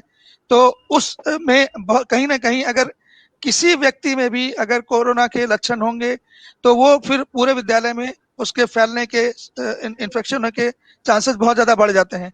तो इस प्रकार से रिस्क नहीं ले सकते हैं, कोई भी सरकार रिस्क नहीं लेना चाहेगी। और हम में से ज्यादातर लोग ये चाहेंगे कि न तो हमारे शिक्षक और नहीं हमारे बच्चे, नहीं उनका परिवार, कहीं ना कहीं हम चाहेंगे कि वो जो है कि कोरोना से संक्रमित हो और वो किसी खतरे में पड़े। यही वजह है कि मुझे लगता है कि ये सरकार का बिल्कुल सही निर्णय है विद्यालय को बंद करना। और दूसरी जहां तक एक बात और आती है कि हम सबको ये प्रयास करना पड़ेगा कि अभी कोरोना ने हमें एक समय दिया ये सोचने के लिए कि क्या विद्यालय अगर बंद है उसके बावजूद भी हम बच्चों के साथ कैसे जुड़ सकते हैं, जिसका कि नम्रता जी ने भी अभी बताया कि टीचर्स ऑफ बिहार की जो एक पहल है कि ये जो मोबाइल के माध्यम से आप पढ़ा रहे हैं, बिहार सरकार का ये एक पहल है। उन्नयन ऐप के माध्यम से जो पूरी पढ़ाई होती है, बिहार सरकार का ही एक जो प्रयास है जिसमें कि मेरा दूरदर्शन मेरा विद्यालय के माध्यम से भी पिछले वर्ष पूरी पढ़ाई हुई है। इसके अलावा हमारे बहुत से अध्यापक भी हैं जो निश्चित तौर पर सक्रिय हैं, वो बच्चों के साथ नियमित तौर पर जुड़े हुए हैं और करते हैं। तो कहीं ना कहीं हमें कुछ और भी माध्यम सोचने पड़ेंगे अपने बच्चों से जुड़ने के लिए और उनकी पढ़ाई को जारी रखने के लिए। तो अभी ये शायद उचित समय नहीं है विद्यालय को खोलना और टीचर्स को या फिर बच्चों को रिस्क में डालना। धन्यवाद। Thank you so much Banku sir. Khushboo ma'am का सवाल है, डेफिनेटली मैम से है, अपने डर को कंट्रोल कैसे करें, क्योंकि रातों की नींद उड़ गई है, रातों की नींद क्या दिन के चैन भी सब उड़े हुए हैं सबके। How to overcome with this? मैं मैम से इस पे विचार लूंगी और बंकू सर से भी बाद में लूंगी। मैम। नम्रता जी, सबसे पहले तो इनका जवाब देंगे नींद की बात, लेकिन एक चीज जो आपने जो कहा कि बच्चों को स्कूल नहीं भेजने वाली, वो अभिभावक अभी डरे रहेंगे। और दोनों के लिहाज से, टीचर और स्टूडेंट, आने वाला जो समय है वो ऑनलाइन ही का समय होने वाला है। इसलिए अपने बच्चों को हमें ऑनलाइन जब क्लासेस होते हैं तो माता पिता को उनको सपोर्ट करना है, उनके साथ बैठना है, तो बच्चे का जो मन जो भटकता है ऑनलाइन में वो ठीक होगा। और टीचर के लिए भी सेफ्टी है और बच्चों के लिए, क्योंकि जब हम डरे रहेंगे तो कैसा अनुभव कर सकती है माता पिता, अपने बच्चों को कैसे भेज सकते हैं। तो पहला तो मुझे ये कहना होगा कि नहीं, बिल्कुल आज के माहौल को देखते हुए, बच्चों की सुरक्षा को देखते हुए, टीचर की सुरक्षा को देखते हुए, उनका परिवार है, उनके भी बच्चे हैं, तो इस बात को ध्यान रखना चाहिए। दूसरी चीज उन्होंने कहा खुशबू जी ने कि अपने डर को कैसे कंट्रोल करें। देखिए, डर जितना डरेंगे डर उतना ही आएगा। कहते हैं ना, डर से ही डर पड़ता है। हम जितना डर से आप जो रूटीन है, रातों की नींद कब उठती है? जब हम दिन भर परेशान रहते हैं, नकारात्मक सोचते हैं। अगर हम अपने रूटीन लाइफ में रहें, खुद को व्यस्त रखें, घर का माहौल को बड़ा खुशनुमा करें, अपने बच्चों के साथ इंटरेक्शन करें, और अपने बच्चे जो आजकल बहुत एग्रेसिव हो गए हैं, चिड़चिड़े हो गए हैं, उनके साथ समय दें। अभी कभी बच्चों को आप जैसे घर के काम को दे सकते हैं, किचन का भी काम उनको दे सकते हैं, घर को ठीक करने का भी दे सकते हैं, बागवानी के लिए भी दे सकते हैं। तो आपके पास भी समय नहीं है और बच्चों के पास भी समय नहीं है, कब सोचेंगे नकारात्मक? और दिन भर अगर आप सिर्फ कोरोना कोरोना क्या होगा, कैसे ऑक्सीजन आएगा, किसको क्या हो गया, अपने दोस्तों से भी बात करें तो सिर्फ यही करेंगी, तो स्वाभाविक सी बात है नींद खराब हो जाएगी। इसलिए आप अगर 8 घंटे अच्छी नींद लेना चाहती हैं तो पॉजिटिव होइए और खुद को व्यस्त रखिए, अपने परिवार के साथ एक खुशनुमा माहौल में आप बैठिए। और आपके पास समय ही नहीं होगा कि आप नेगेटिव सोचे, तो अच्छी नींद तो आएगी। खान पान पे ध्यान दीजिए, एक्सरसाइज बहुत जरूरी है, वो करिए। आप एकदम देखिए, रात को आप थकी हुई जाएंगी और आपको अच्छी नींद आएगी और आप अच्छे से सोएंगे। और जब अच्छी सोएंगे तो स्वाभाविक सी बात है, फिजिकली और मेंटली आप बिल्कुल फिट होंगे, क्योंकि सारी मानसिक बीमारी का कारण होता है अच्छी नींद का नहीं। नेक्स्ट सवाल बंकू सर से है कि मास्क लगाने पे पसीना कभी कभी नाक मुंह में चला जाता है, तो ऑब्वियसली इससे कोई समस्या तो नहीं है ना? नहीं, ये अच्छी बात नहीं है। आपको कोशिश ये करनी कि जब भी पसीना आए तो आप उसको तुरंत पोंछ लें, क्योंकि अगर आपके फेस पे किसी ने बातचीत किया उस समय अगर कोई भी कोरोना वायरस अगर आपके चेहरे पे आया है, तो अगर आपने उसको वो अगर उसके नाक मुंह, क्योंकि देखिए हमने नाक और मुंह क्यों ढका, ताकि जो कोरोना का वायरस है वो हमारे शरीर के अंदर प्रवेश न कर सके। और अगर आपके पसीने के माध्यम से जा रहा है तो ये अच्छी चीज नहीं है। आपको कोशिश ये करनी चाहिए कि हमेशा अपना पसीना आप लगातार रुमाल से पोंछते रहें, और वो स्थिति ना आने दें कि पसीना आपके नाक और मुंह में जाए। तब तो फिर मास्क लगाने का कोई बहुत ज्यादा फायदा नहीं होगा आपको। Thank you sir. मैम से ये सवाल ले लेते हैं हम लोग मैम के लिए। रिपोर्ट नेगेटिव आ जाए फिर कितने दिनों के बाद क्वारंटीन से बाहर निकल सकते हैं? हेमप्रिया मैम का सवाल है ये। देखिए, ये तो फिजिशियन और डॉक्टर अच्छा राइट से मैम, बता सकते हैं, राइट पर मैम। एक चीज है, हाँ, जी, एक बात है कि अगर रिपोर्ट निगेटिव आता है और उसके बाद भी आप अपनी दिनचर्या को, अपने खान पान को अगर रखते हैं, दूसरी चीज है कि ये पर्सन टू पर्सन वैरी करता है। आप राइट, किस तरह के मरीज हैं, आपको शुगर है, आपको आपको बीपी का प्रॉब्लम है, जैसे जिस तरह के मरीज होते हैं वो डॉक्टर से एडवाइस लें और अपने खान पान पे ध्यान दें, और हाँ, कोशिश करें उसके बाद सतर्कता बनाए रखें, पॉजिटिव सोचें, और फिजिकली आप फिट हो सकते हैं। योग दिनचर्या को सही पालन करें, और अपने जो डॉक्टर जिसके कंसल्ट में आप रह रहे थे उनसे समय समय पे परामर्श ले लें। लेकिन आपने उन घरेलू व्हाट्सएप के डॉक्टर से बिल्कुल सलाह ना लें जो बिना मतलब का आपको फ्री में कोई ना कोई सलाह देते हैं। और एक चीज जो मास्क की बात हो रही थी, हमारे यहाँ ज्यादातर लोगों को हमने देखा एक ही मास्क को दिन भर लगा के रखे रहते हैं, जी, कई दिनों तक। आपके यहाँ मेड भी काम करने आ रही है तो एक ही मास्क को लगातार 10 दिन तक पहने हुई। कम से जी, कम लोगों को इसलिए जागरूक करना है कि अपने मास्क को बदलें और समय समय पर उसको गर्म पानी से धोएं।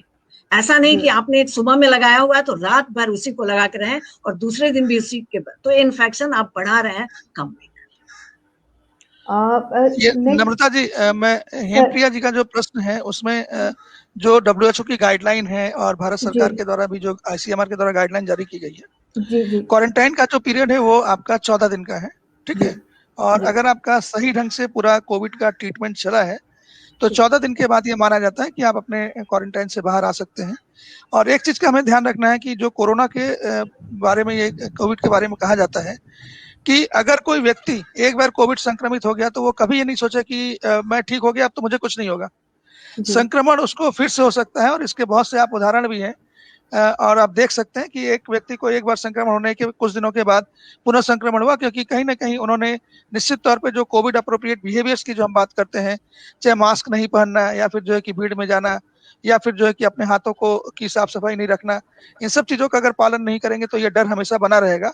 तो इसलिए जो टेक्निकली अगर आप देखेंगे तो जो अभी डॉक्टर वृंदा जी भी कह रही थी कि हमें कोशिश ये करनी चाहिए कि जो सबसे ज्यादा बेहतरीन सोर्सेज हैं इंफॉर्मेशन के, जो सही सोर्सेज हैं, वो WHO की जो वेबसाइट है वो है।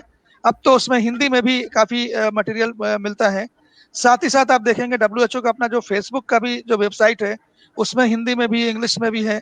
भारत सरकार के द्वारा जो स्वास्थ्य विभाग के द्वारा भी बहुत तरह की जो मटेरियल्स बनाए गए हैं, बिहार सरकार के द्वारा स्वास्थ्य विभाग के द्वारा भी बहुत तरह के मटेरियल्स ऐसी ऐसी चीजें बनाई गई हैं जो कि बिल्कुल ऑथेंटिक है। तो बेहतर ये होगा कि आप उन सोर्सेस को ज्यादा देखें, और वो सभी अभी पब्लिक प्लेटफॉर्म पे उपलब्ध हैं। प्लीज आप व्हाट्सएप यूनिवर्सिटी या फेसबुक या फिर अभी जो हर दिन एक एक नए नए एक्सपर्ट्स पैदा हो जाते हैं, हर चीजों को जी, फॉरवर्ड करते हैं, प्लीज राइट, आप उन इन्फॉर्मेशन को नहीं देखिए। अभी कुछ दिनों पहले मैं देख रहा था कि मास्क को लेकर के भी, जैसे अभी डॉक्टर वृंदा जी ने बताया, ज्यादातर लोगों को मैंने देखा है कि लोग सर्जिकल मास्क पहनते हैं, और सर्जिकल मास्क को लोग दिनों दिन पहनते जा रहे हैं, हफ्तों पहनते हैं, जबकि सर्जिकल मास्क सिर्फ 6 घंटे के लिए होता है। और surgical mask actually health community के लिए है, हेल्थ के लिए है, जो डॉक्टर्स के लिए है। हम लोगों को जो कॉटन के कपड़े का ट्रिपल लेयर का जो मास्क है वो पहनना चाहिए। और हर दिन शाम को अगर हम कहीं भी बाहर गए हैं, अगर हम 1 घंटे के लिए भी बाहर गए हैं जहाँ पे हमको लगता है कि हम कुछ लोगों के साथ हमने इंटरेक्ट किया है, मिले हैं, तो आने के बाद उस मास्क को टांगना नहीं है, उस मास्क को धो देना है। क्योंकि अगर आपको ये लगता है कि ठीक है, अगर हमें अगली बार बाहर निकलना है, आप दूसरा मास्क रखिए, लेकिन ये नहीं होना चाहिए कि हम मास्क को पहनेंगे, दिन भर पहन करके हम 10 बार आएंगे जाएंगे और आकर के मास्क को हम टेबल पे रख देंगे, मास्क को हम कहीं पर भी रख देंगे। तो आप कहीं भी रखेंगे तो कहीं ना कहीं अगर उस पर बच्चे का हाथ पड़ेगा, उस पर आपके घर के किसी और व्यक्ति का हाथ पड़ेगा, तो वहां पर इन्फेक्शन होने के पूरे चांसेस हो जाते हैं। और ये चीज हम देख रहे हैं कि इस बार का जो वायरस है वो उसका इन्फेक्शन बहुत ज्यादा होता है, और यही वजह है कि इस बार की जो संख्या है वो हजारों में नहीं, वो लाखों में है। तो कोशिश ये करें कि मास्क को लेकर के ज्यादा, जो अभी वृंदा जी ने बताया, मैं उनका पूरा समर्थन करता हूँ कि मास्क को लेकर के मुझे लगता है कि उसका बहुत ही ज्यादा प्रचार प्रसार होना चाहिए। सही मास्क कैसे बने, सही मास्क क्या है, और मास्क को बाहर से आने के बाद उसके साथ क्या करना चाहिए, इन सब चीजों के बारे में मुझे लगता है टीचर्स ऑफ बिहार के माध्यम से ज्यादा से ज्यादा जानकारी देनी चाहिए लोगों को। Thank you so much, sir ने बहुत अहम जानकारी दी है।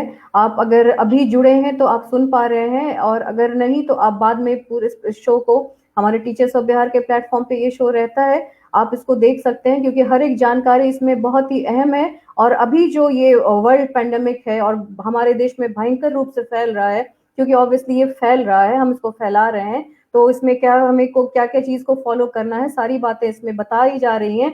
और एक क्वेश्चन है, मुझे लगता है कि शायद मुकेश सर शायद कुछ टेक्निकल इशू कारण शायद वो नहीं जुड़ पा रहे हैं, तो संजय सर हमारे पदाधिकारी हैं, उनका सवाल है। मृत्युंजय सर, आप जवाब दें, चूंकि आप योग से जुड़े हुए हैं लगातार, कितने एज के बच्चों का योग शुरू करना चाहिए, मतलब क्या उम्र होनी चाहिए बच्चों की योग को शुरू करने के लिए? मृत्युंजय सर, अनम्यूट कर लें सर। जी धन्यवाद। जी धन्यवाद मैम। संजय सर का बहुत अच्छा प्रश्न है कि कितने एज के बच्चों को योग शुरू करना चाहिए। तो मैंने सर कुछ दिन पहले फर्स्ट जो लॉकडाउन हुआ था उसमें 90 दिन का एक क्लासेस चलाया था, खेल खेल में योग। तो बच्चे, खास करके बच्चे का अर्थ होता है 6 से 14 या 6 से ऊपर। तो जब बच्चे, उसके पहले जो या शैशवावस्था से बाल्यावस्था के बीच में जो बच्चे हुए हैं, तो उनमें इतनी ज्यादा पॉजिटिव एनर्जी होती है, वो अपने आप को इतना ना फिजिकल एक्टिविटी में व्यस्त रखते हैं कि वो खेल खेल में ही उनका योग हो जाता है। बस हम अभिभावकों को चाहिए कि सिर्फ खेल खेल में उसे प्रकृति के साथ, जितना भी योग है वो प्रकृति से लिया गया है, जानवरों से लिया गया है, तो हम सिर्फ उसके साथ उनको जुड़ने के लिए बतावे। जैसे सिंहासन, तो सिंह कैसे गर्जना करता है, तो हम बच्चों को सिर्फ सिंहासन के बारे में, सिंह को दिखा करके उसके बारे में बतावे। वृक्षासन, तो वृक्ष को बताते हुए, प्रकृति से जोड़ते हुए उसको खेल में ही कन्वर्ट कर दें कि आप ऐसे करो। तो जब वो ऐसे करेंगे तो वो वृक्षासन कर लेंगे, वो मकर आसन करेंगे। तो कछुआ तो जो है वो वो किस तरह का से बैठता है, मंडूक, मंडूक यानी मेढक, मेढक किस तरह से बैठता है। तो सिर्फ अगर बच्चों से हम नकल करवा ले कि वो उससे अगर जुड़ जाए, उसका नकल कर ले, तो वो मंडूक की तरह, अगर मेढक की तरह बैठ गया तो वो मंडूक आसन कर लिया, वो फिर सांप की तरह हो गया तो भुजंग आसन कर लिया। तो इस तरह से खेल खेल में छोटे बच्चों से ही हमें आदत डालनी चाहिए। जिस समय वो, उसमें बहुत सारे पॉजिटिव एनर्जी होता है, उस एनर्जी को हम सकारात्मक रूप में लगावें, उसे योग के प्रति प्रेरित करें। तो शायद सर, तो जी हमको लगता है कि जी सर मृत्युंजय सर, संतुष्ट हो चुके बिल्कुल। होंगे। सर समझ भी गए होंगे कि आप क्या कहना चाहे कि बच्चों के लिए योग का स्वरूप क्या होना चाहिए। और सबसे बड़ी पाबंदी जो होती है वो समय की, चूंकि हमारे जो पैनलिस्ट हैं इनका समय बहुत महत्वपूर्ण है, और एक एक सेकंड महत्वपूर्ण है। और मैं एक बार क्षमा मांगूंगी उन हमारे जितने भी टीचर्स ऑफ बिहार के दर्शक हैं जो भी इस प्रोग्राम को लाइव देख पा रहे हैं, जिनके प्रश्न हम नहीं ले पा रहे हैं। हमारा तय समय होता है, फिर भी हम हमेशा ऐसे कार्यक्रम, ऐसे ऐसे हमारे एक्सपर्ट्स आते हैं कि टाइम लिमिट हम क्रॉस कर जा रहे हैं हर बार। लेकिन मैम, बहुत बहुत शुक्रिया, बहुत बहुत थैंक यू कि आपने इतनी सारी अहम जानकारियां हमसे शेयर की, और मुझे लगता है कि बहुत ज़्यादा इससे लोग लाभान्वित होने वाले हैं। और बंकू सर, आपका भी बहुत बहुत धन्यवाद टीचर्स ऑफ बिहार की तरफ से, हम सबकी तरफ से, कि आपने भी कितने कौन कौन से प्रिकॉशंस हमें लेने हैं, बिल्कुल क्लियर, बिल्कुल शुद्ध तरीके से आपने बता दिया। मुझे नहीं लगता है कि कोई इसमें अब कंफ्यूजन होने चाहिए। और मुकेश सर,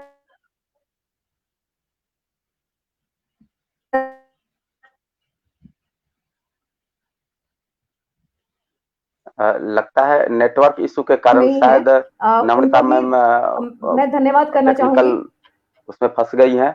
तो बहुत अच्छी बात मैम कह रही थी कि हमारे पास ऐसे जब कार्यक्रम होते हैं, हमारे पास जब इतने अच्छे अच्छे एक्सपर्ट आते हैं तो समय का पता ही नहीं चलता है। और वही बहुत सारे व्यूअर्स के क्वेश्चंस है, उनका हम नहीं ले सके। और सबों से एक अपील होगा कि टीचर्स ऑफ बिहार के इस प्लेटफॉर्म से जुड़े रहें। इसमें फिजिकल तो नहीं या डिजिटल जरूर हम लोग एक्टिविटी करते रहते हैं, चाहे स्कूल और मोबाइल कार्यक्रम हो, फिर खेल खेल में योगा हो। बच्चों के लिए बाल मंच की पत्रिका प्रकाशित किया जा रहा है, जिसमें बहुत सारे बच्चे अभी घर में बैठे हैं तो कार्य करें, कुछ सृजन करें, ड्राइंग करें, क्राफ्ट करें, पेंटिंग बनावे और उसको ढेर सारे पेंटिंग्स को भेजे, जिससे कि उसका एक प्लेटफॉर्म उनको बहुत बड़ा अवसर है। ये खास करके लॉकडाउन जैसा समय में उनके पास एक अवसर है कि अपनी प्रतिभा को और निखारें, खुद को व्यस्त रखें। इसी कामना के साथ अब शायद नम्रता जी जुड़ चुकी हैं। हम चाहेंगे कि माफी चाहूंगी। डेफिनेटली हम लोग हमेशा, चूंकि हम लगातार 2 साल से टेक्निकल रूप से ही जुड़ पा रहे हैं, फिजिकली पता नहीं कब तक जुड़ पाएंगे, but keep our finger cross कि हम फिर से फिजिकली भी जुड़ेंगे। सब आप सभी पैनलिस्ट का बहुत बहुत धन्यवाद टीचर्स ऑफ बिहार में आने के लिए। और मैं फिर उम्मीद करती हूँ कि जब फिर हमें कभी ऐसी, भगवान ना करे ऐसे पैंडेमिक आए, लेकिन आप हमेशा बार बार आए और हमारे टीचर्स ऑफ बिहार के जितने भी दर्शक हैं उनको अपने ज्ञान से लाभान्वित करें। Thank you sir, thank you so much. Thank you Mukesh sir, आपने इतने अच्छे आसन बताए और आसन क्या क्या सही स्वरूप है। Thank you sir, thank you ma'am, thank you Mrityunjay sir, thank you जितने भी व्यूअर्स हैं हमारे टीचर्स ऑफ बिहार के। मुझे उम्मीद है कि इस लड़ाई को, इस जंग को हम डेफिनेटली जीतने वाले हैं।